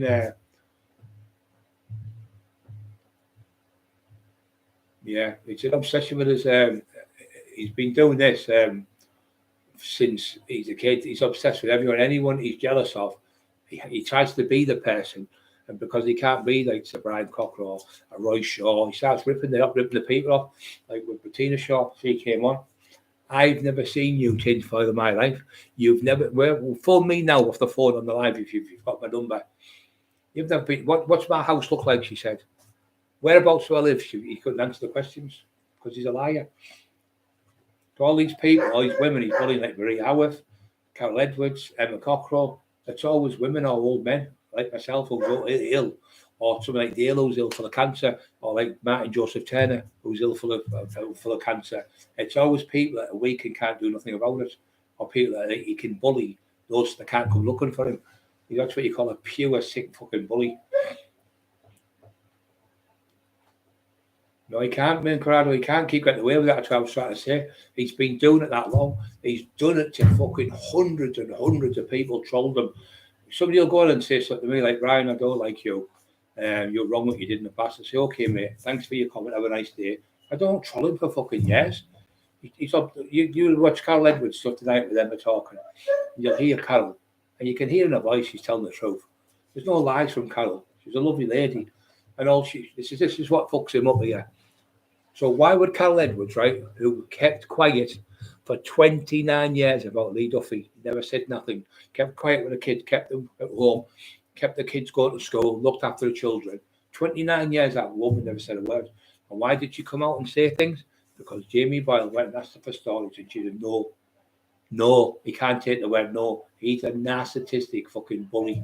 When she said no, they was going, he was just your shag piece. You were this, you were just a slapper. You were that, you were this, you were that, you were this. And tortured her because you wouldn't give stories. And because Lee Duffy's brother wouldn't give the story. And he put the piece in the paper. He went, how dare you talk about me and my wife? How dare you?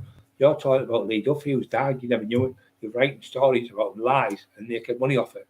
Pretending you're giving money to charities. You've never given a penny apart from £9 to one church and £6 to Bradley's Launders, I think he was called, the young kid who died.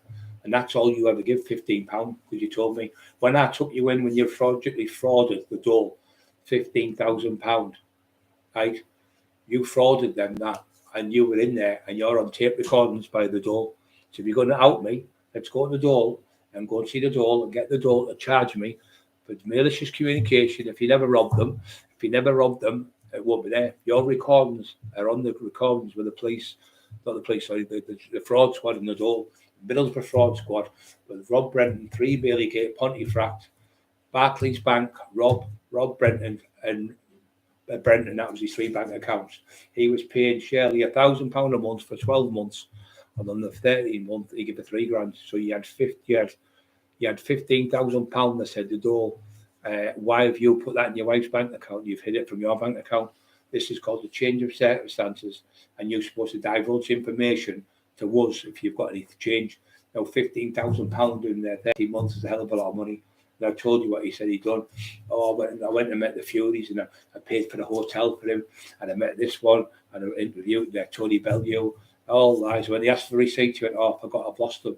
And then when they said, "How did you get these?" "I got the train." He said, "Where's the train stuff?" "So I've lost them." "What hotel did you stay?" He said, "I can't remember." "What hotel did you put Ricky Hatton in?" He went, "I can't remember." All compulsive fucking lies all the way through. The bloke said, "Look, we're getting nowhere here." He said, "I'll just tell you this." He said, "I've been a boxing enthusiast for a long time." He said, "Tyson Fury, the best boxer on the planet, had 2 interviews. He was sworn to 2 interviews. So I don't believe you had them interviews with him because he'd have broken your policy."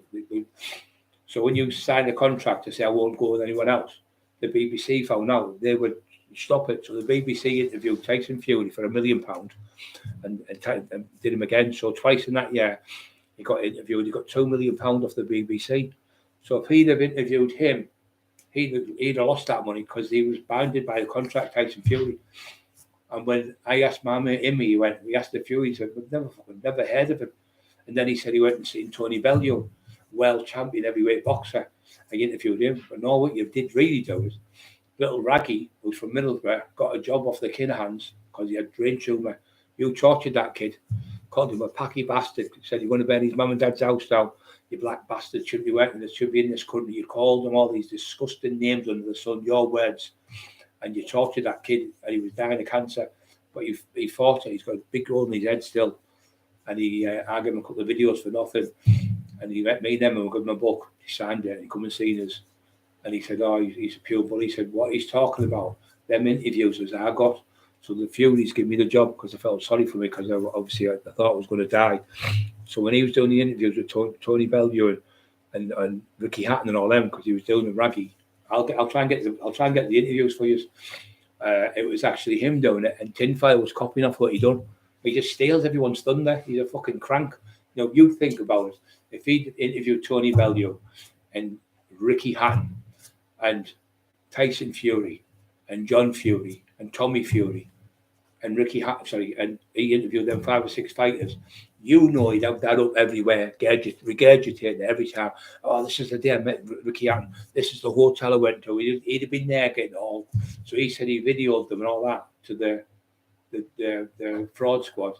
And I thought, "You're a fucking liar. You'd have had, where's the videos?" When I come out the door, he went, "Get in, the taxman should save me £15,000, meaning me, because I represent him as a Mackenzie friend."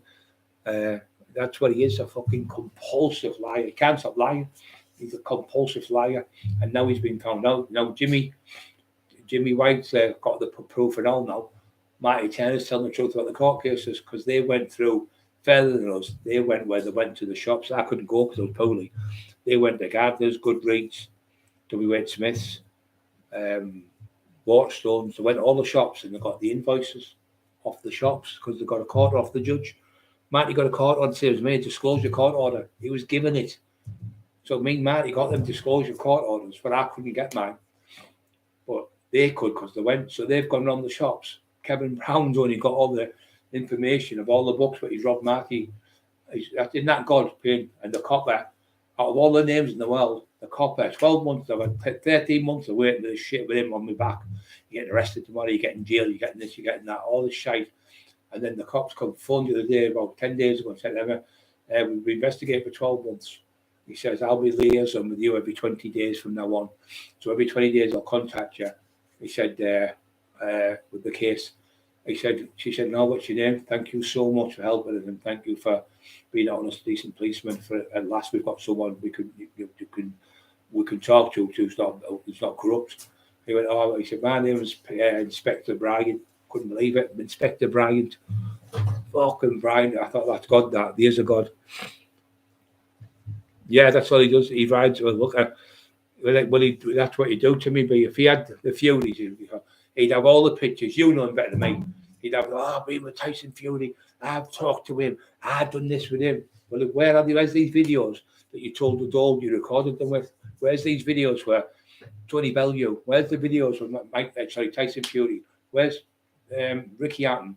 Lies. All made up. You only did it to go to the door, to come to the door. She was waiting as family credits. He's in the background. I've done 7 books this year and 8 documentaries and so many Kindles and so many such and such. And he made something like 15 grand that. He made more, he made about 30 grand in that 6 months, I think it was. And he said, oh, well, I bought the house. The $3,000 I made off the Lee Duffy book. I said, I put that on the house in Stokesley. It was in Stokesley, he got that. That was the deposit. And then he's calling Carol Edwards, the mother of Lee's children, and he made $3,000 off Lee's book and bought his house for him and Shirley and the son. You'd think, if he ever so grateful, thinking, because of Lee Duffy, I've got this house. No, he tortures Lee's fucking family, his wife and kids, because he's a fucking little horrible thing. He's finished, Brian. He is, Mark. He's finished. He's completely gone now. I knew this night tonight would come. I knew this would come. But the next ones, we're going to have Kevin, will be brilliant. Don't help me, guys. We've got out of this fucking scumbag. There's 53 people. You must be pushing the like buttons tonight. Come on, guys.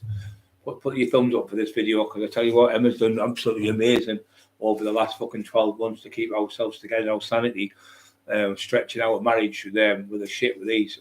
Yeah. Gremlins are back in my phone.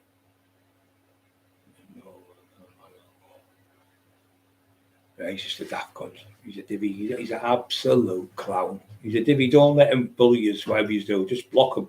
And just tell me you're a fucking divvy. He hates it when they see what's happening now. He knows, everyone knows what he is now. Tina Shaw tonight. You've got to watch the Tina Shaw. Push the like button on the Tina Shaw. If you watch the one with them and Carol Edwards on, push the like buttons on there as well. So I look at Marie Howarth, where he's got that Irish bullet. So I'm going to burn your house down with your kids in. I'm going to melt the faces. And he's going, I'm going to send some stuff to your house. You're getting it. So I'm getting arrested in the morning again now. How many times have I been getting arrested, guys, in the last 30 months? 30 times. The police have beaten my house and you're getting arrested in the morning. Divvy. They wouldn't go out and tell you. They don't come out and say we're arresting tomorrow.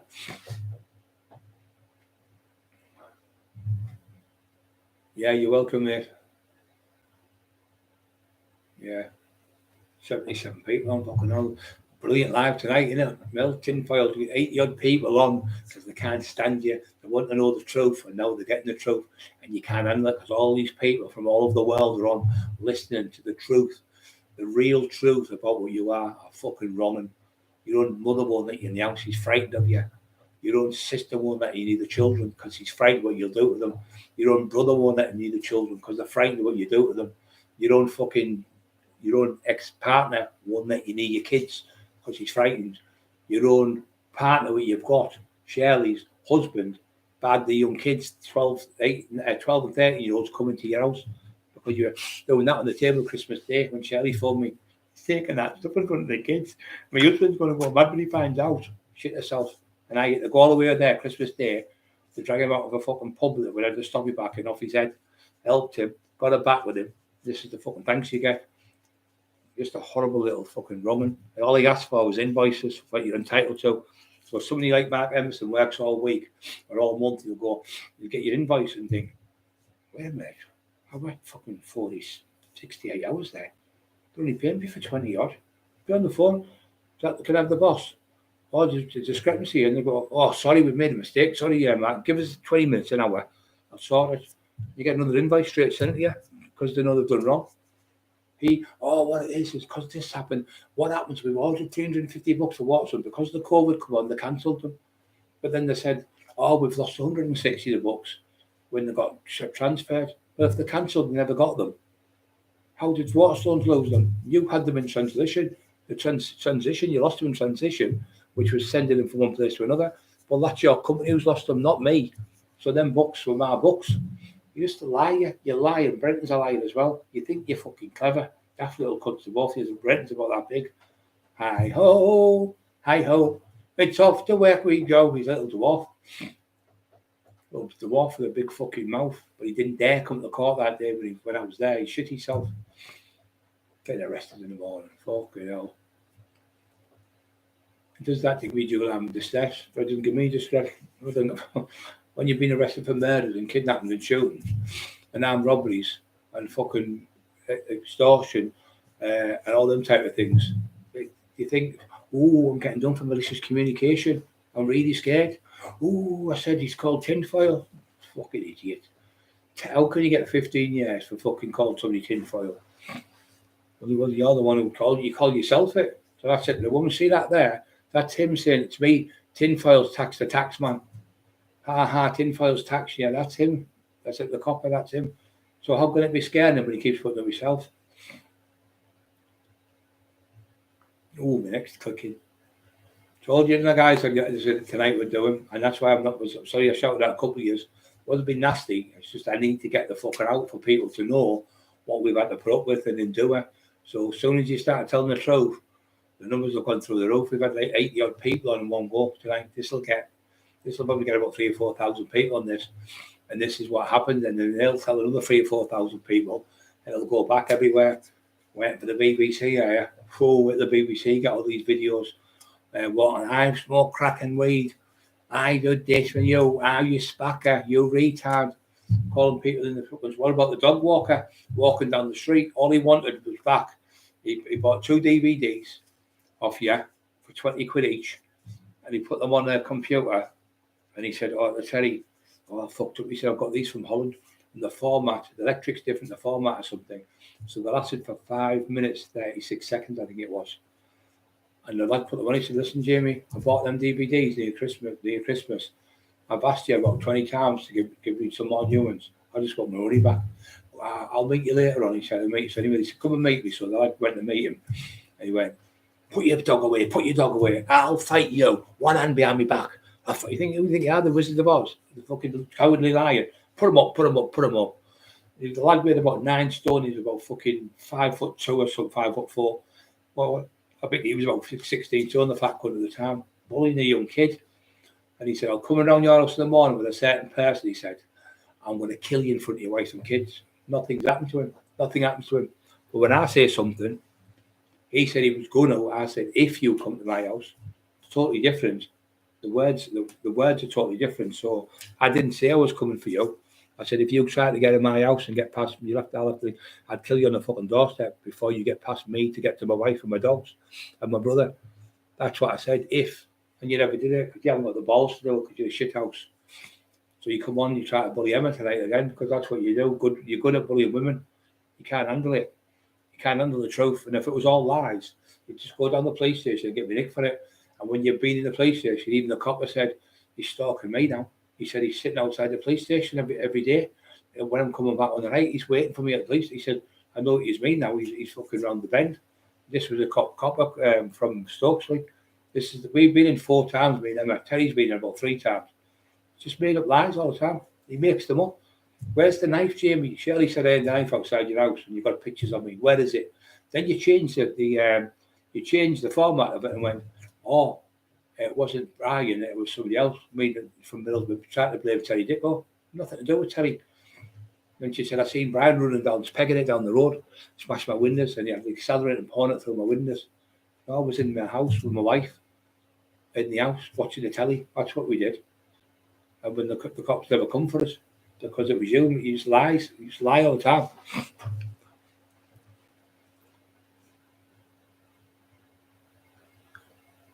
Or because of tinfoil was being proper, it most probably rich. Yeah, but I'm saying when he was, if he had done them videos, you know yourselves, guys, he loves bragging when he's done. He'd have had like Tyson Fury, even if I did Tyson Fury, I would have them up. And people like that, so you'd have them up because you think, "Well, look at all I've just done here." You'd be like proud of yourself getting them on. He just made them up to the door to make him look like he'd been. And he went, he said, "Well, where did you put the money?" He went, "Well, he had 15 grand in my pocket." You can't put £15,000 in your pocket unless you've got a big jacket on or something. He wasn't a copper. He was he looked like an ex-copper, and he was a little fatty slab with black hair. He looked like Captain Haddock off fucking Tintin. And he went, "There's no way you walked around with £15,000 just bumped into this person." "Oh yeah, I knew him for years ago. We used to box together." He said. I went, "Oh, you go again with the fucking lies." And I just knew the cop. He was like a copper. I think that class was cops and the fraud squad. He said, "We recorded it." So he went, push the button. He went, "D. My name is such and such.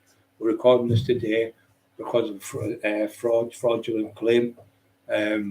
You've been paid £15,000 in 13 months, £1,000 on the festive every month, and you've also been paid £3 grand, and the month before, the month after, I think it was.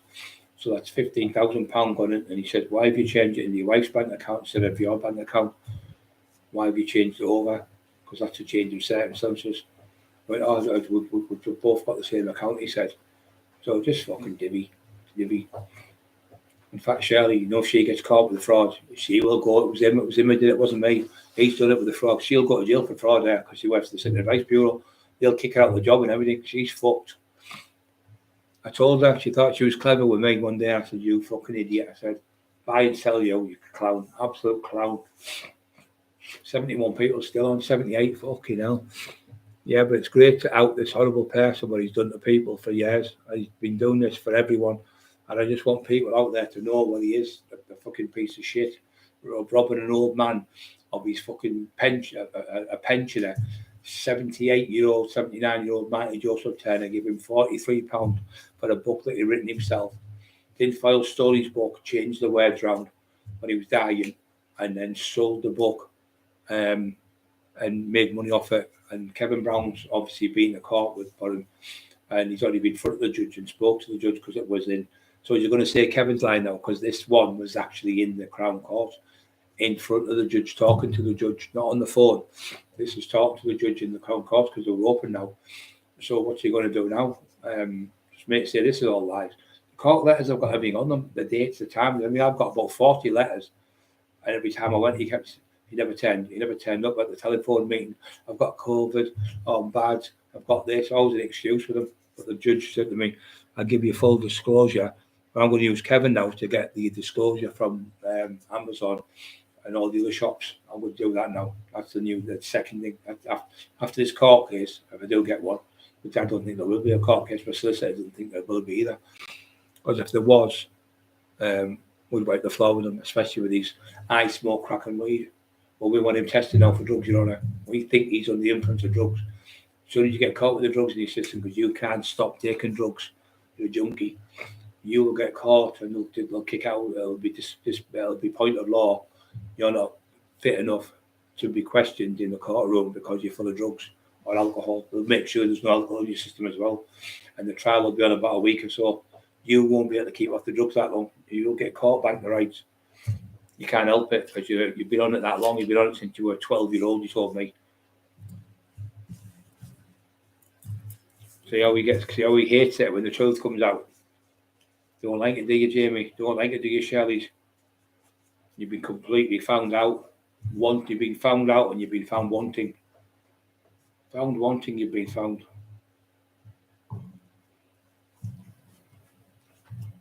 Maybe 3 hours now, guys. I'm going to shoot anyway. Oh, I better not said that. I might get fucking 20 years. Yeah, so he doesn't like it, does he, when the shows come out?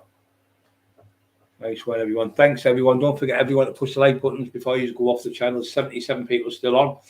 And we'll be back on again tomorrow. I told you from day one I was telling you the truth. I've never lied to anyone in the public. I went to court with him and I won my court case. I've got the letters upstairs to prove it. If you look in my archives, you'll see where I represented the case and put it to everyone, and they all believe me. And you can see the Lee Duffy one, where he's been called Lee Duffy's partner. You can see the bit where Emma reads out about Lee Duffy's brother, where he begged him not to go ahead with the books because he was lying about Lee, and he ended up losing his life about 2 weeks after it. So it's from a dying man, Lee Duffy's brother, begging him not to go ahead with the books. You weren't given consent to do the books with Carol Edwards. You weren't given consent by Lee Duffy's brother. They told you the difference. They didn't want you to do it because you didn't know him and you didn't know nothing about him. You didn't get consent by Stewie Armstrong. You pretended you forged Carol Edwards' name, which is Lee Duffy's mother of his children. He said, "Oh, we've got content of Carol Edwards. She wants us to do it." You pretended to their Terry Decor and Rob Suggett that you got permission of Carol and Laurie Duffy to do it, and you condemned and got stories off them. They found out and they fucked you off.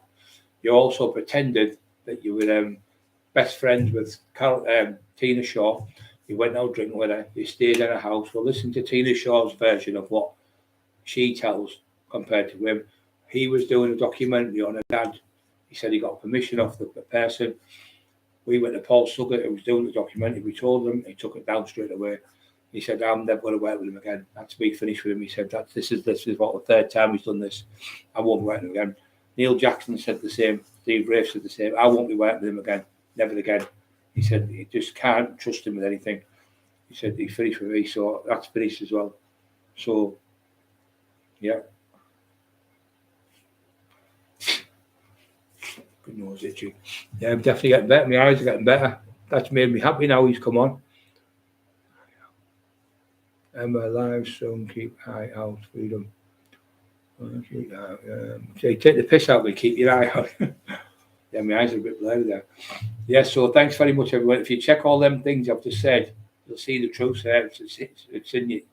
It's plain to see that he's a compulsive liar, pretending he was staying at Roy Shaw's daughter's house, best of friends, going drinking, phoning her all the time. She's a lovely lady. Then he was saying he knew fucking Chris Rea from Middlesbrough, the singer. Then he was saying he was going out with him off Oasis, Liam Gallagher. Then he was saying he was meeting fucking Elton John. Then he was saying he was fucking meeting Vinnie Jones. Then he said he was fucking friends with what do you call him? Not the singer. Yeah, not the actor. What do you call him? Fucking Robbins, is it Robbins? I can't be his fucking name now. The little one, Shazback. Nano, you remember him? Call him Nano. But anyway, I can't remember his name now. It's the same name as him, of the little comedian one. I can't remember his fucking name now. You pretended you were meeting him, but it wasn't him, it was the singer, you said. And it was just all Robin Williams. He said he was Robin Williams of Take That. Is it Take That? He was it. Something like that. Robin Williams. Talked to Robin Williams on the phone. Robin Williams on the phone. And then when he went out the room, me and Bobby were listening to him for about an hour. We sat there like that. And when he went out the room, I pushed the 141, I think it was. You are now speaking to the clock. It is now 1:56. It was 141. No, last, sorry, not 1:4. I pushed the last dial. No, the last dial. Last time you dial, you push it. And it come up 1:4. I think it was whatever number it was. And it was the speaking clock. He'd been talking to the speaking clock for an hour. Daft cunt. He had it on silent. Spoke to the speaking clock. What a diddy. Right, I'm off. Get some din-dins. My wife cooks, Shelley. You can't cook. You have to eat pies all the time. That's why you look that shape. Pie shop. Get the rest of it in the morning. Well, I better get up in the morning and get the shaver. What's your excuse? Tinfoil. How are you going to go to court? How are you going to make court every day of the week? You're not going to be able to get out of bed.